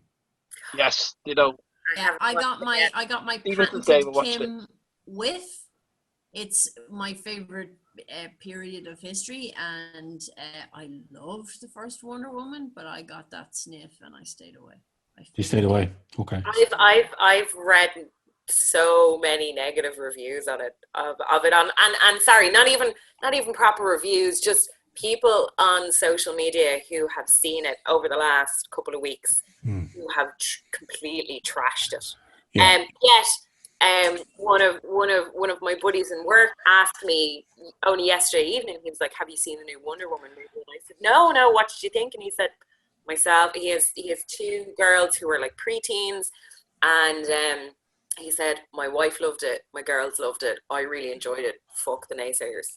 Well, that's the thing. I think I think people's perception of things that they're going to enjoy and fucking take enjoyment out of right now, people are going to like what they like. Fuck anything else, right? And that's perfectly fine. I think that's everyone should be allowed to have that. Anything that gives you joy, fucking enjoy it. That should be the way, you know. Yes, I but think when it's a character that has so much history, was the first female superhero to get a fucking movie, and when the first one was so good, you have a fucking responsibility to make a decent film. Yeah. You have a responsibility to the fans of that character or to the fans of the first film. If you're going to make a sequel, that you don't make an absolute fucking hames of it. And that's if you're going to do a sequel in general, that's what you should do. Well, yeah, the general template for sequel is to build on what came before and make Anyone it better. can like a movie. We all like terrible movies. Yeah. But you can't. There's a difference between this movie is terrible and I love it, and this movie is terrible because somebody didn't take their time or somebody didn't learn any lessons from the first one, or you can't. You can. It's okay to like a movie is a general phrase, but when you have a character that's so beloved, you take fucking care with it. Yeah. So iconic as Wonder Woman as well. Very true. And I think, I mean, Darren, you've seen it as well? I've seen it. Like, me and my brother and my mum watched it, and we enjoy. It has its flaws, but it got us away from the world for over 2 hours. We really enjoyed it. We did have the discussion Well at the over end of 2 it about. It's 2.5 I think hours it's long. 2.5 hours. 2.5 hours long. We had that discussion of, could you imagine if they did what Marvel did and built that up, what we could have gotten when they all came together? But they didn't. But I really enjoyed the first one. I was a fan of the 60s movie. Sorry, 60s TV show. I used to watch it as a kid, not knowing what it was until I You grew mean up later and realized. the Linda Carter film? Yeah. Well, that's not the 60s. That's like the No, 80s. it was it not the 70s? Sorry, the 70s TV and show. 80s. No, It got 80s. repeated on It TV was anyway. maybe But I 80s. loved that. I loved like watching it in the little robot, and I've still got it during watching the first movie and the second movie. My brain was constantly doing the old school song, like Wonder Woman. But like, I really enjoyed it. But I can see people's problems with it. But I think there's too much negativity out there. I just enjoyed it for what it was. It's not. It's like with other movies it's like with the DC universe. They didn't do it the way they could have. They rushed it. But I enjoyed it. I don't. I wouldn't say they rushed it. They had a long. They made the film. It was made. It wasn't affected They by had any. a longer time than other people Yeah, did. because it Sorry. couldn't I mean, come like they rushed the way they did their movies. They should have Okay. been doing it like Wonder Woman 1, Wonder Woman 2, Superman 1, Superman 2, Sure. building it up over time. I see. Which Here's is like that. I get what you're saying, D-Man, but I think when it comes to the Wonder Woman films, particularly with this movie, they don't care about the continuity of the DC universe. They've treated each individual film as its individual movie. Mhm. My major problem, as Kim has unless said, somebody's reading emails in the. yeah. So exactly, yeah. But so the first Wonder Woman film was a tentpole movie. It was meant to be the film that was to resurrect the flagging reception of what the DC universe was going to be, and it did. Everyone very few people had a problem with that movie. Like the third act dragged it slightly, Yeah. and the finale was a bit mediocre. And the villain lacked, but we've seen Marvel movies. We're over that. It's Yeah, the villains. Yeah, and the score. yeah. So the thing about it is that the first film was such a good film. It had such a good backdrop as well. It had the backdrop of World War I, which is a major historical event, obviously. And it built on that. Then all of a sudden, the sequel comes along. And as soon as the film started, I spotted it for me for what I thought it was trying to be. Set in the 80s, the kind of feel of the opening sequence was pretty much the opening sequence of both Richard Donner Superman films. Oh. The entire film was a riff on Superman 2. It had if you forget about the sex of the character, Get about, like, if you just take a character, so just say this is an asexual character. They are a superhero who is trying to remain hidden from the world but still do good. They have a love interest who they don't want to lose, but having them in their life means they don't have their powers anymore. In order to have their powers, they have to give up the love of their life in order to beat the bad guy. It's very formulaic. There is a Lex Luthor character who goes to the presidency, goes to the White House, takes over the White House, then goes to use their power to take over the world. Shit, you've just ruined it. I was not thinking of any other movie while watching it, but you've pretty much described Superman 2. It's the same plot as Superman 2. Yeah, you've just described the Wonder Woman 2. Yeah, right. Shit. So I think Gal Gadot was great in the role. Chris Pine was hilarious as Steve. I think he was brilliant. But the Mandalorian Pedro Pascal was great as Max Lord, and Kirsten Wiig was fantastic as Cheetah. The individual actors were great in their roles. The problem was the story and how it meandered and took forever to get to where it wanted to go. It tried to be other things. It forgot what it was, essentially. It forgot that it was a sequel because it became like Wonder Woman was such a strong movie. And this was such a weak ass thing because it had to create. There was no root of history in this one, whereas there was a root of history in the first one. There was something that tied a goddess to a semblance of reality. Whereas in this one, they had to create conflict. The conflict was created through the hubris of the main villain, who at the end of it wasn't really a villain.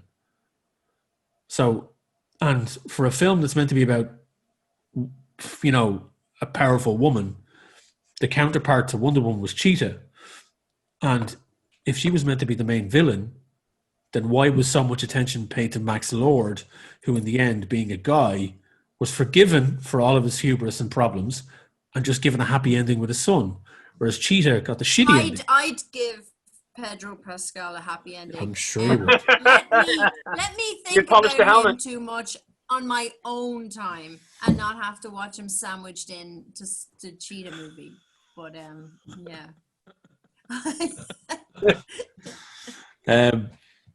No, but I kind of was sitting there watching it, digesting it over, like and I wasn't trying to be overly critical of the movie. I really, really wasn't. I really wanted to enjoy the film because I like everyone involved in it. I really do. I liked every single actor. Because of that. It's worse. Yeah. I really liked everyone involved, and I thought we got that snippet. Like, it did try to recreate the beats of the first movie, where we got like the Amazons in their natural habitat. We got them doing the Olympic Games or whatever, their own version of Wipeout. I expected Richard Hammond to turn up any second and start giving out prizes, and we got Robin Wright Penn back as well, which was brilliant. But at the end of the day, I think personally, it tried to be a carbon copy of the plot line of Superman 2 way too much. Right. And the finale was just weak sauce. Like, really, really was. It created a fake Cold War scenario when they could have just used the Cold War. Why didn't they just use the Cold War? It was happening then. Yeah, exactly. That's what I thought. That was going to be the thing. They were in the 80s. I thought that's why they were. That's why I thought they were in the 80s. They actually fabricate. There's hints of it there, but they fabricate tension through Max Lord's powers. And the thing about it is as well, the MacGuffin I felt was a bit weak. The idea of giving wishes, Max Lord getting the power to give wishes. I honestly thought we were gonna get, although that would have been too close to the bone with the Superman Zod bit. In the comic books, Max Lord's character starts out as a really, really good guy to a degree. He's a member of that's not what I call the Justice League, which is like Blue Beetle, Booster Gold, Fire, Ice. Who else is in there? I want to say not Plastic Man, the other guy. Christian. Elongated Man? The Elongated Man. He's in there. So they all have they're all kind of like the rejects of the Justice League, and Max Lord is their kind of like agent, Side B. right? They're basically Team Z. And if you have never read, that's not what I call the Justice League comic books, I highly fucking recommend you check them out. They are brilliant, right? Okay. Max Lord starts out as a semi-decent guy. He's a shuckster. He is a salesman, but there is elements of that with Pedro Pascal's character. But in the comic book, his character goes off a very dark path and becomes a mastermind of the downfall of the Justice League. Okay. And it's kind of like, in Seven, when John Doe gets Brad Pitt's character to kill him, and he's the final sin, right? Yeah. In the story that is involved with Max Lord and the Justice League and all the downfall of them, basically live on TV, because Max Lord kills the Blue Beetle, right? Like he murders the Blue Beetle, and that leads to the investigation of who did this. And Wonder Woman finds out it's Max Lord. And live on television, she wraps the lasso of truth around him and gets him to confess to the murder, and then twists his head, snaps his neck. Iced. Right? Iced. Live on television. And that is the downfall. Like Max Lord's plan comes to fruition. It's basically like, you killing me is wrath. And that leads to things. So he is very much a mastermind. Whereas the Max Lord we saw in the movie, now I could be skipping over a lot of story beats in the comic because it's been a long time since I read that story. But the Max Lord we saw in the film was kind of like the shuckster car salesman version of like huge mirrors to Gene Hackman's version of Lex Luthor, like ridiculous parallels. Man, like you can have America General Zod, but I get Australia type of thing, that type of stuff, right? So while there were elements of the film I liked, I think it tried too hard to member-bury other elements of DC superhero films. And I think that's the problem. They seem to be wearing the Christopher Reeve Superman movies around their necks like around their necks like a big lump of kryptonite. It's their albatross, basically, because they can't get out of the shadow of the nostalgia of how much people love those films. Henry Cavill is a perfectly good Superman. Zack Snyder's a shit filmmaker, basically. Henry Cavill is a great Superman. He looks the part. He plays the part well, but unfortunately, they turned him into a MacGuffin. The same with this. The MacGuffin, they turn Max Lord into the MacGuffin. He becomes the MacGuffin. And it's like, it tries too fucking hard.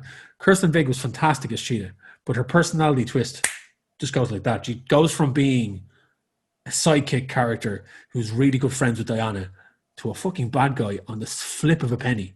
Like, I thought they had because she tends to be. I was reminded of like what she was kind of at the beginning of what she was playing in Ghostbusters, and I was like, oh no, if they really like typecast her, like, can she not be like someone strong? Because I had not read anything, or I wanted to go in blind, so I was kind of like going, oh no, and then she like you're saying, total twist, like becoming Cheetah and like getting really strong and getting kind of scary, like evil. It was like, wow. But I mean, they don't fully explain why she turns bad. She loses her niceness. When you make a wish, so to make a wish, the whole point, the plot of the film is that there's a wish stone created by the god Dolos, who's the god of trickery, basically fucking Loki. Right? Loki Creates they this. Don't want to get sued. Yeah, they create this, but he's a god of the Amazons, that the Amazons recognize. So, like Ares was in the first film. And he creates this wish stone that is sent to the scientific department that both Minerva, who is Kirsten Wiig's character, works in, and Diana Prince works in. And they meet each other, and they start to very quickly become friends. But Diana has kind of shut herself off from the world. She doesn't have relationships with anyone. She's still pining over her lost love since World War One, and it's now in the 80s. 70 years. Right? One dick that she knew for 2 days 70 years ago, lads. I mean, come on. So there is that. But it's a thing. But you're right though. You're right though. You're totally right. You're not wrong. But it's a case. Some of them are nice, but like 70 years. And would you have Kirk? You never go back. I don't know. And Chris Pine is perfectly great in the role. He's the comedic element of this film. He is the full-on sidekick in this movie. She pined Shame they didn't put him in it. What? Shame they didn't. Yeah, very nice, Jill. Very nice. She pined for 70 years, Wayne. He did. She said. She But did. yeah, Wayne, shame they didn't put him in it. What you Shame mean? he's not in it. He is in it. No, he's not. That's not him. What? Oh, yeah. Yeah, that So- was annoying too. Like So- not reincarnation or something. Like Yeah, that was. so what happened? Don't tell Jill. I think. Oh, no, Okay, tell- sorry. Okay. So, like again, and we should have said this, but like if anyone hasn't seen the film, Oh, by the way, people, spoilers. spoilers. Like when Tyler's like, we're I'll going to write- destroy this. when I write the blurb, I'll say spoilers for Wonder Woman. But Spoilers, sweetie. so what it is that the wish fulfillment thing is that Minerva, the cheetah character, gets the wish and she goes, I want to be like Diana. I want to have her abilities. I want to be her. So she Right. thinks that she just sees this charismatic, beautiful woman who everyone falls in love with, that she wants to be because she's not popular. She's the science nerd who wears Okay. glasses. And there's the element, she's all that moment where she's like, oh, I don't need these anymore. I'm hot. Like, that happens in the film. So 'Cause that's what we all do. yeah, there you go. Oh, James, it does work. But Wow. it's a case of Diana gets the stone and absent-mindedly wishes that Steve was back, but he doesn't necessarily come back as him. His soul inhabits the body of an 80s dude. Just a random dude. Not Just even a a- random a- man. And he basically, there's a quantum leap moment. So everyone else sees this random dude, but Diana recognizes his soul. So And she sees Chris Pine. she sees Chris Pine. Yeah. So it's not even his dick. No. After all that time, just wish for Chris God. Pine back. The Oh more, my God. Or maybe she just. talk No, about this movie, the more annoyed I'm getting at it, and the more I'm like, I don't know if I want to watch it. But I have no context. I don't see how it's put together, but I knew I was not going to be cool about it. So I just kept out of it. So the moments, the way that there was all these gifable moments of Diana being a badass in the first film. Yes. There are several moments in this film where she's a badass, but the majority of the majority of the movie, Mooney on the brain. really disappeared. I'm looking here. I've got Half Past Didn't Danger sitting work. in front of me, and Lads, it didn't work. It didn't So- work. But you didn't take your glasses off because there's no one on in the first place. Oh. You see, you're gonna have those glasses on, or we know it's you, Kim. Yeah. So, the whole point of Diana's character in this film is that she has to realize that she needs to let the man go to have her power. So she has to be an empowered woman without the man in her life. And she never would have known that from the second she was raised in Themyscira. Yeah, right? Do you know what I mean? So it's just, I think it's weird that the film seemed to have this element of forgetting what came before, literally the previous film, the previous movie. Which we loved. Yeah. We loved that movie. And it's also, I saw somebody put this on Facebook earlier on. Somebody messaged. I don't know where I saw this. It could have been in a group chat. But Wonder Woman 1984, the only film set in the 80s where the soundtrack isn't from the 80s. What? Yeah. Jill, What? that was the thing that kept me away. What? I don't understand. There's no 80s soundtrack.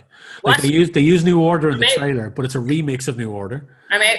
There's no 80s tunes at all. That was it for me, Bollocks Jill. to that. I thought it was in the 80s for the Cold War and For the music. for the music. And And we got neither of those things from what the lad how, saying. how are the Scorpions in the Trolls sequel and not in the Wonder Woman one that's set in the 80s? That noise. Yeah. So there's those two elements alone. You're kind of like, I went into this thinking all these negative things can't be all true. I think people are just DC bashing at this point. And I watched it and I was like, okay, it's starting out like Superman 2. Okay, there's an element of joy here. And that's something that DC films are missing. The element of joy is here. There's neon colors, it's bright lights, it's looking good. And it just dragged. It's not even that it's like, it takes an hour to get to a point where, so things are happening. It's just exposition, people meeting each other, having conversations. There's a guy that turns up to explain everything to them for 2 seconds. He's like, He's like this They've little. got a Basil exposition. Yeah, they've got a dude, and he's like, I'm a shaman. Here's a book. Read the book. That'll tell you what's going on. Yeah. And then you never see him again. That's it. And you're like, oh, okay. It's just, I don't know. It's a real big letdown. It's a letdown. It's not that it's just a letdown compared to what we got before. You know, Unfortunate. it is. It is very unfortunate. It's even more unfortunate that Patty Jenkins is making the Rogue Squadron film. Oh. The Star Wars movie that I've waited my entire. He's making it. Patty Jenkins, the director of Wonder Woman, is Wonder making. Woman, yeah. What do you think happened? Like ultimately everything rests with the director. But do you think she got noted? Like, why did she lose the run so well? Here's the thing. She wrote it with a person who I thought would be so fucking good at doing this. Who? Jeff Johns wrote this with her. Oh, fuck. Well, that's where I don't understand how it was derailed by slavish nods to the canon while also completely selling out the character. But Jeff Johns has been behind the whole CW universe, so Jeff Johns is responsible for some of the best comic book stories of the last. Yeah, but what I 15 mean years. is he's been responsible for some of the best comic book stories, but he has also been heavily involved in the TV DC universe and translating some of those phenomenal stories into live action. In a new media for new audiences to enjoy. So how could he have gotten it so fucking wrong? I don't understand it. I don't get it. I really don't. Like there's elements of the character there. There really is. But do you think it's limited by Gal Gadot's acting? Gal Gadot. I have to say she was better in the first movie. Really? But she was a fish out of water in the first movie, and you can only get away with that for so long. Yeah, and she's very one note in this film. I don't mean to disparage her in any way as being Wonder Woman. She looks the part. She looks fantastic. Yes, her physicality is there. She's a limited actress. Yeah. Yeah. And I think that is it. Everyone else seems to act around her, like rings around her. Like there's a reason I think why they had to kill Chris Pine before the finale, because he was the more charming character. Yeah. Pedro Pascal is great as Max Lord. You feel sorry for him. You do feel sorry for the character. You do. And Kirsten Vig is brilliant as Cheetah. But unfortunately, everything else lets them down. The special effects let them down. The story lets them down. The setting lets them down. I've never ever thought that. Like, here's the thing. Maybe we've had too much fucking member berries. Maybe a film set in the 80s is not what this needed. Maybe it should have been a more modern day story. Modern day or World War II or the 50s because, or anything. Again, making it a prequel to the current DC universe. So again, if unfortunately, if we have to remember Dawn of Justice, when Wonder Woman shows up in that, she was meant to have been gone for a long time. She's not meant to have been around. Batman and Superman don't know who she is. Now, they try to do a job of her not being noticed in this film. Yeah. But it's too fucking much. Like, not that stealthy. She couldn't be that stealthy. Well, the moment where she invades the White House might give her away. Well, people, it was the 80s. They did a lot of drugs then, so... Anybody can do that now. Yeah. But it's a case of, like, there's a whole, like, there's chaos. And I think they wipe the slate clean, but they don't fully do it at the end. They kind of hint at it. And it's one of those, those episodes of Star Trek Next Generation where Wesley Crusher turns up and there's a problem and he fixes it and then time reverses itself and they're back at the start of the episode where nothing happened. Yeah. I think there's meant to be a hint of that at the end of the Wonder Woman film. Like ever so slightly, they kind of hint at when the wishes get undone at the end, things reverse or disappear. But you still see a bit of carnage. But then it fast forwards to Christmas 6 months later, which looks like it's shot in fucking Albert Square, by the way. But yeah, it's so bad. But that's what they did with their extra time. Yeah, and I'm kind of going, it's like it hit the ground running. The opening sequence is fine. Again, I thought it was just, they're just making a nod to Superman 2 here. That's all this is. They're actually following all the story beats from what you've said. Yeah. So No, that's, you've now that you've taken the mask over my eyes. For me, it was just it's Christmas. The family's here. Let's watch something good. I stuck it on. I enjoyed it for what it was. That's but I'm- great though to have just a blockbuster movie on at Christmas. It's like the law. You know what I used to? But I don't have a habit of like sitting there and kind of going like I'm just. As I said, I have a habit of looking at the good stuff instead of the bad. Darren, we know, again. Yeah. We But know. Wayne's right. This Like, is- I but no, just- but in Darren, the current that's- climate as well. It's funny, at the current climate, I'm trying not to be, even though I'm never negative. I don't want to be negative. You know, That's yeah, nice. and that's good. but I can see all Wayne's points. I won't be able to watch it now again because it will be. I just watched Superman 2. I think I'll give it a watch out of curiosity just to form my own opinion of it. But like I said, I haven't heard good things. Do you know what I did watch over Christmas, which was a bit of crack? And I know some people will be like, no, can't do that. Ocean's 8. Oh, I loved Ocean's 8. I have it on the list. I have it downloaded. It's grand. It's grand. do you know what? It's grand, and also it's got some of my favorite people in it. It has not doing a whole pile, but doing it well, and there's Exactly. a lot to be said. In fairness, that's what Ocean's 11 is. So, But that's it. Well- Like, I was really against the remakes because, like, I remember sitting down with my granddad and watching the original EO11 with the Rat Pack, and like, and when the new ones with fucking Clooney and whatever came out, I was like, oh, I don't know about this, but the concept behind the job that they pull off in the new one in Ocean's 8 is done really well, and just the cast that they have is really They're just cool. Like, having fun. I mean, in fairness, I'd watch Kate Blanchett do anything. well, like when you think about it, it's Kate Blanchett, Sandra Bullock, Rihanna, fucking Mindy Kaling, Aquafina. Aquafina, Zoe Kravitz in it as well. Paulson. No, Zoe Kravitz isn't in it. Sarah Paulson, Sarah Paulson. I watch her in anything as well. So Anne Yes. Hathaway, and Hathaway. It's all of those people, despite Anne Hathaway. Like, she's grand in it, and she has to play an unlovable bastard in it, and she nails it. So let's give her that. And like, everything looks fantastic. It's just competently made. They don't waste your time. We do a movie. There's people in it. They do their jobs. It's excellent in that way. It's very efficient as a film. It's grand. It's aggressively grand. And aggressively grand. I think we found the episode title. Yeah. Everything doesn't have to be The Room, and everything doesn't have to be Citizen Kane. Here, look, this is fine. Do this. And I think that is right there, Kim. I think you've nailed what we need to be for the next year, 2 years. I think people, like, I recently, right? So another thing I also watched, and I can't remember if I brought this up in the Pubcast Christmas special, because Was it Tenet?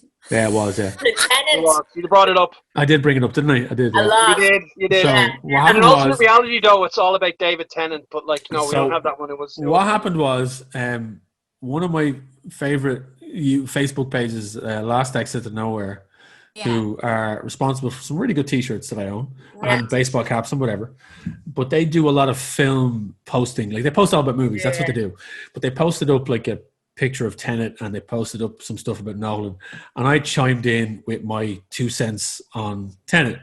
And then the first for the first time ever, I have to say, I got accosted by Nolan fanboys. The first time in forever.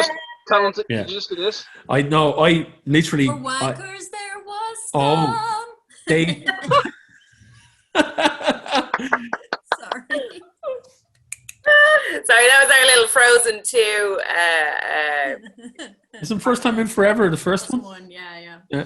Okay. Maybe it is. Sorry. Yeah. So anyway, I did them back to back the other night. no, I still haven't watched the second one. I will get to it though. But I've watched. We did watch the first one, and like I said, I think I said this before.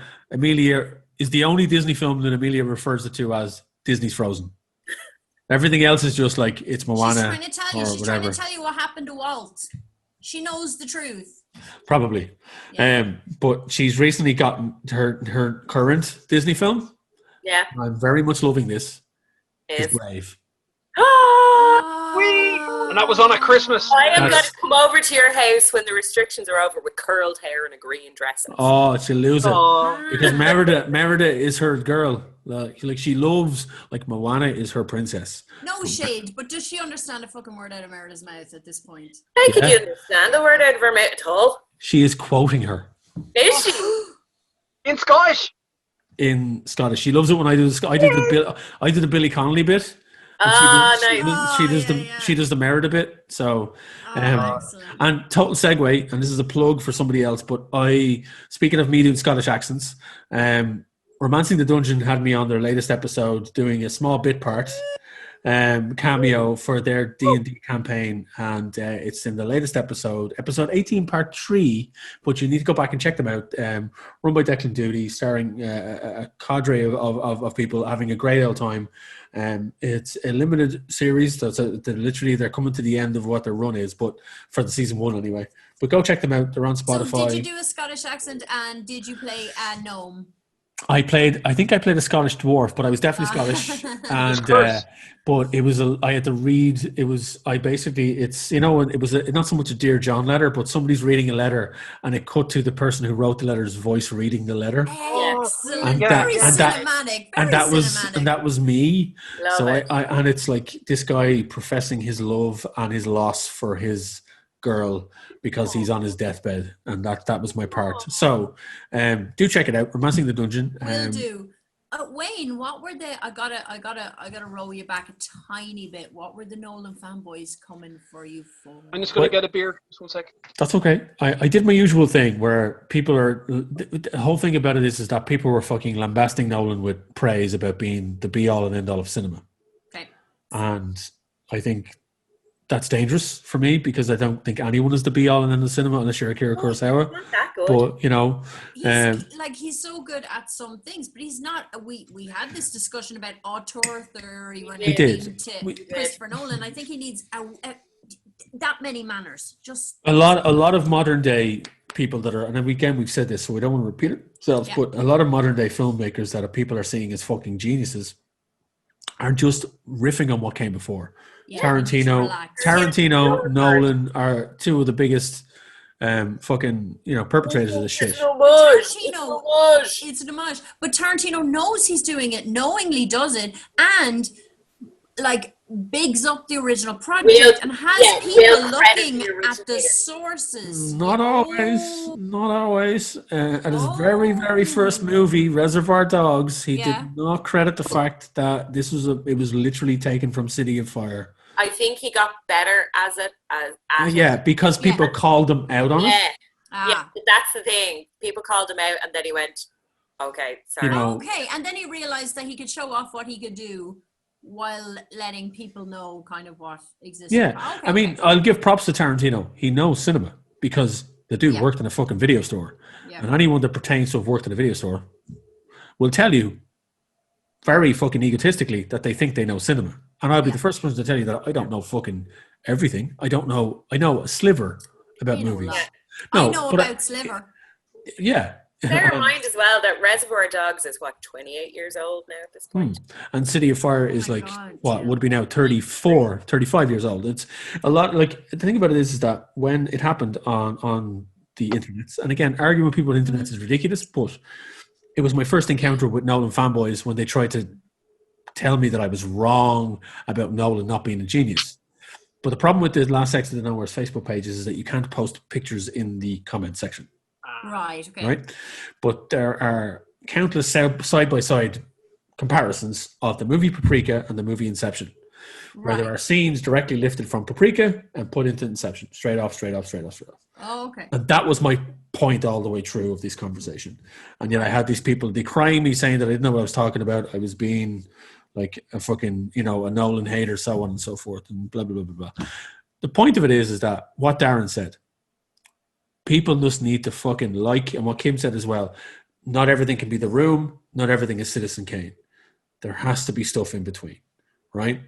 There has to be. So if you liked Wonder Woman 1984, more fucking power to you. Enjoy the fucking movie for what You're it is. lucky. Yeah. You're lucky. I think platforms like we have, situations that we find ourselves in where we're having these conversations and other people listen to our conversations and go, yeah or no, or don't agree with us or do agree with us, whatever. Thanks, guys. Yeah, and we appreciate that. But the problem is that just because you have a platform and just because you have an opinion doesn't mean you're right, doesn't mean your platform is worth it. If you enjoy a movie, we forever give Darren shit for liking Doom, but he likes Doom and he gets joy out of it. Wait a minute. Other people like Doom, right? Yeah. I like Although Doom. Pooh is but shit. it has Carl Urban Pooh is and bollocks, but Rocky in what it, is brilliant? so. I'll say this. I like terrible films. I really do. I have a cadre of films. I own Hudson Hawk on Blu-ray. Nothing wrong with Hudson I Hawk. will die You could on grow a up to hill be a for Mission Impossible 2, and you fucking know I will. Yeah. Can I say one thing, Over and over again. Brain? Wayne, I didn't know that Hudson Hawk was a failure until recently. Well, it's not anymore. It's now made Yeah. its money back like 4 times over. It's I now was a when cult I watched classic. it when I was a kid on video. I was like, "Oh, I can't wait to see a sequel in that." And I always wondered why there wasn't a sequel. I thought that was funny. And Jim, and again, it's partially the nostalgia and the member berries of this, but I think it does harken back to the days of when we walked into a video store. There was a selection of tapes on the thing. We picked up what we wanted. We went home, we watched it, and we either loved it or we hated it. Yeah. It was never a case of we had to worry about what the mob were saying about the film. We either loved it or we hated it. I have always loved that discussion. I've always loved the walk home from the cinema. I've always loved the walk back to Extravision, talking about it. And that's what I do, Darren. The dissection of it is as much fun to me as the actual fun of watching it is to you. But everybody doesn't have to laud things the same way. Mike made a very good point on the internet there a while ago. That just happened. He said that if Extravision worked like the algorithms in streaming places at the moment, you would walk in the doors of Extravision or IP, that video store. It's our Blockbuster if anyone's listening outside. Yeah. You would have someone walk up to you, steer you into one corner because that's where your stuff will be. Yeah. And you'd never accidentally run into something by accident, and it's true. With so much content and such detailed algorithms, I just don't understand. Sometimes the algorithms are broken because how much fucking Jean-Claude Van Damme content is on Netflix and they're not telling me about that. Well, here's the thing. Know me. I will say, know me. You don't know anything about me. I will say this, Kim, as somebody who worked in Extravision, that algorithm did exist in Extravision. You would just ask Wayne. But here's the thing. That's the thing. You would have that. Oh, you mean in merchandising the store, Wayne? Yes. So the store there is marketing. There's always been marketing. Always been. Since the Romans, there's been marketing, right? Right. The thing about it is that with an Extravision store, you are able to wander. With Netflix, there is those codes that are just like asking the guy behind the counter or the girl behind the counter, what do you recommend? There are codes. There are Netflix codes. If you go on Google and type up Netflix codes, there are ways of searching for certain things on Netflix and finding certain things on Netflix that are deeply buried in the vault. Oh. That is If I there. put the code in the search engine, There are certain things you can look for, yeah. So, but the thing about a video store is that it was never the job of the person behind the counter to go out onto the floor and tell you this is the section you should be looking at. But we had our marketing section that we were told to market every week or every day and make sure that had things. But we also had, that was the joy of everyone of my generation, that when we walked into Extravision we looked for the yellow stickers that said over 18s only. That is you can keep your marketing section. You can keep your latest releases. Stick one of them on it. You know what I loved about Extravision when I was a kid, and the naivety of my parents, God love them, because my parents were like 21 and 23 when I was born, but so they were in their mid-20s when I was a kid. So I'd wander in and I'd point at a cartoon movie and they'd go, oh yeah, that's grand, we'll get it for her.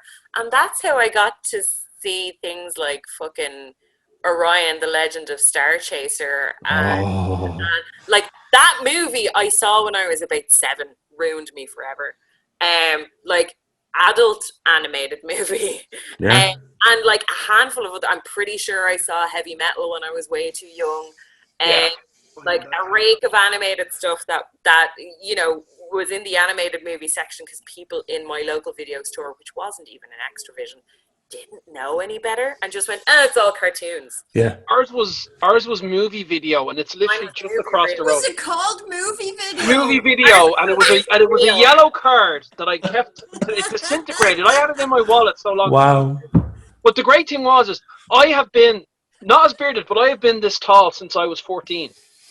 Oh, nice. And I don't remember the first video I got that I shouldn't, but I do remember that I was lucky enough before I hit 15 to go and pick up Aliens and rent it. Now I couldn't watch it in my house because I would get caught. But one of the lads down the road, he was like, "We'll get him. We'll watch it in my house." And we sat there watching Aliens. But we didn't find it scary. We found it hilarious, especially the bit where Bishop gets the tail right through him. And the amount of innuendos we did with that, and we wound it and played it and joked about it for ages. But like that's like being this tall at such a young age, I got to see loads of classic movies that other people would have to wait until they were 17, 18, or had a decent person behind the counter going, "Yeah, I believe you. You're 18. Here you go." You know. But forget that. But it disintegrated. The card disintegrated. I had it. My dad was like, he just like, "Look, son, if that's what you want to watch it. I don't give a fuck." He didn't care. Like, he didn't know. Yeah. He didn't know that like he'd walk into Extravision and I could rent like an 18s film. Like my collection of rented ex-rental horror films was like extensive. But I'd go in every Halloween. Extravision used to do the 50p horror movies. So the horror films would be 50p rentals. So my dad had marched myself and Mike down. It was my best friend, and we'd walk down and we'd go down to Extravision, the local Hartstown, and he'd basically say, "Right, there's £3. Go nuts, kid. You know, have at it." And we'd go in and we'd rent all sorts and go home and just watch them. And I remember at a very, very ripe young age, I think it was The Howling Tree or something. And it was like werewolf ditties. That was the first time. I like the big hairy boobs in The Howling Tree. Hairy boobs. Me and Mike looking at each other going, "Is that what they're meant to look like?" But it's like, it was just like at fucking 12 or something, you know? It was just nuts. One of my favorite, like when I was around about 14 as well, but like I have relations over in England in Northampton. And again, my cousin David, hi David, he copped that I was tall, and he goes, "Darren, we'll get some horror movies." And I was happy. You're gonna get this. But one of them we got a bunch of them, we watched them, but the one we didn't, because everyone fell asleep, but because I was kind of slightly older, I got here, there, you watched that last movie, and you know, like then at 11 go up, and I was grand. The movie in question was American Werewolf in London, and the house I was in, the video player was in the kitchen, and it, you know, went out into their big garden, and lo and behold, there was a big huge full moon out. Now were you close to the Moors, were you? This is Were you close to the Moors? But here's the thing, I didn't know, like, geography if it was not my strong point, still isn't. Although no, it was when I was older, but isn't now. Anyway, if you would have like got better at it, and then I didn't go in that general direction of like careers for geography. But anyway, back then I thought London was just down the road. So I'm sitting there watching American Werewolf in London, in England, thinking, "Oh fuck, this could be around the corner. Oh no, there's a full moon. Ah, bollocks, I'm not watching this." Turned it off halfway through. Went off, came back later on because, you know, like I realized it was gone the next day. But like, it's those little moments, you know. Yeah. Like but that film, American Werewolf in London, as far as I was concerned, in London, even though no, it's not. No. The thing about American Werewolf in London is it's responsible for two things: the best werewolf transformation next to the Howling, because I think the Howling and Werewolf and American Werewolf are up there. Right? It breaks the fourth wall as well, but it doesn't look weird. The Company of Wolves as well, but they had real wolves in that, right? But American Werewolf in London is responsible for that, obviously, right? The Rick Baker was to like, but Rob Bottin up there with the Howling. But also, for a lot of boys in my generation, American Werewolf in London was their sexual awakening, because we discovered Jenny Agatha and as the sexy nurse, and she's responsible for probably my entire generation being fascinated with sexy nurses, because she was the sexy nurse that nursed the American tourist back to health and then brought him home and slept with him. Yep. You're kind of going, oh. He was the original sexy nurse. Yeah. You have to go and find a werewolf to get bitten by in order for that to happen. You do. Werewolves aren't out there as easy as you think. folks, that has been the first Pubcast of 2021. We're you in the chamber. Oh, I tell you. And there was a lot of meandering, a lot of chatter, a lot of different things. But hopefully you I have to say one thing because I didn't do it. It's like, it feels like it's been years since I had a beer. Oh, God. Oh. It also feels like it's been a year since we've done podcast. February last year. February last year was the last time we sat in a pub together. Wow. God. Yeah. I was looking at the feed because I did some updates and changes to the feed the other day, just some security updates. What was the last time you guys did a pub? Yeah, February 2020, we sat in a pub in the Black Sheep. And Darren had just seen the lighthouse. Was that right? I think so. Yeah. Yeah. I think it might have been the. Oh yeah, when I learned never. Well, I didn't. But never. Yeah, never eat nachos. Was it the With people. previous? Or Was it joke about it. Christmas 2019? Was the last time I crashed a podcast IRL? The three of us did the Star Wars one. Yeah. That's it. Yeah. Oh, Yeah. wow. Yeah. Yeah. We will have those times again. We are close. Stay positive. Stay on target, as Kim said Stay earlier. on target. Yeah. We only a couple more months and we'll be in the pub. So, folks, Getting about the beer. this has been Pubcast. I've been Wayne, I've been Kim. I've been Darren. I think. Yeah. and we will see you very soon for another episode. We are trying to plan our next D&D session. We're trying to get everyone's schedule all together and make sure everyone's safe, make sure everyone's healthy. We are going to be doing it over Zoom for the foreseeable future, but hopefully before the end of January we can get together and do a proper full-on D&D session where we continue our story with our mismatched adventures. So until then, we will see you. Have a good one. Stay safe. Look after each other. And cheers for tuning in. Have a good one. Haters!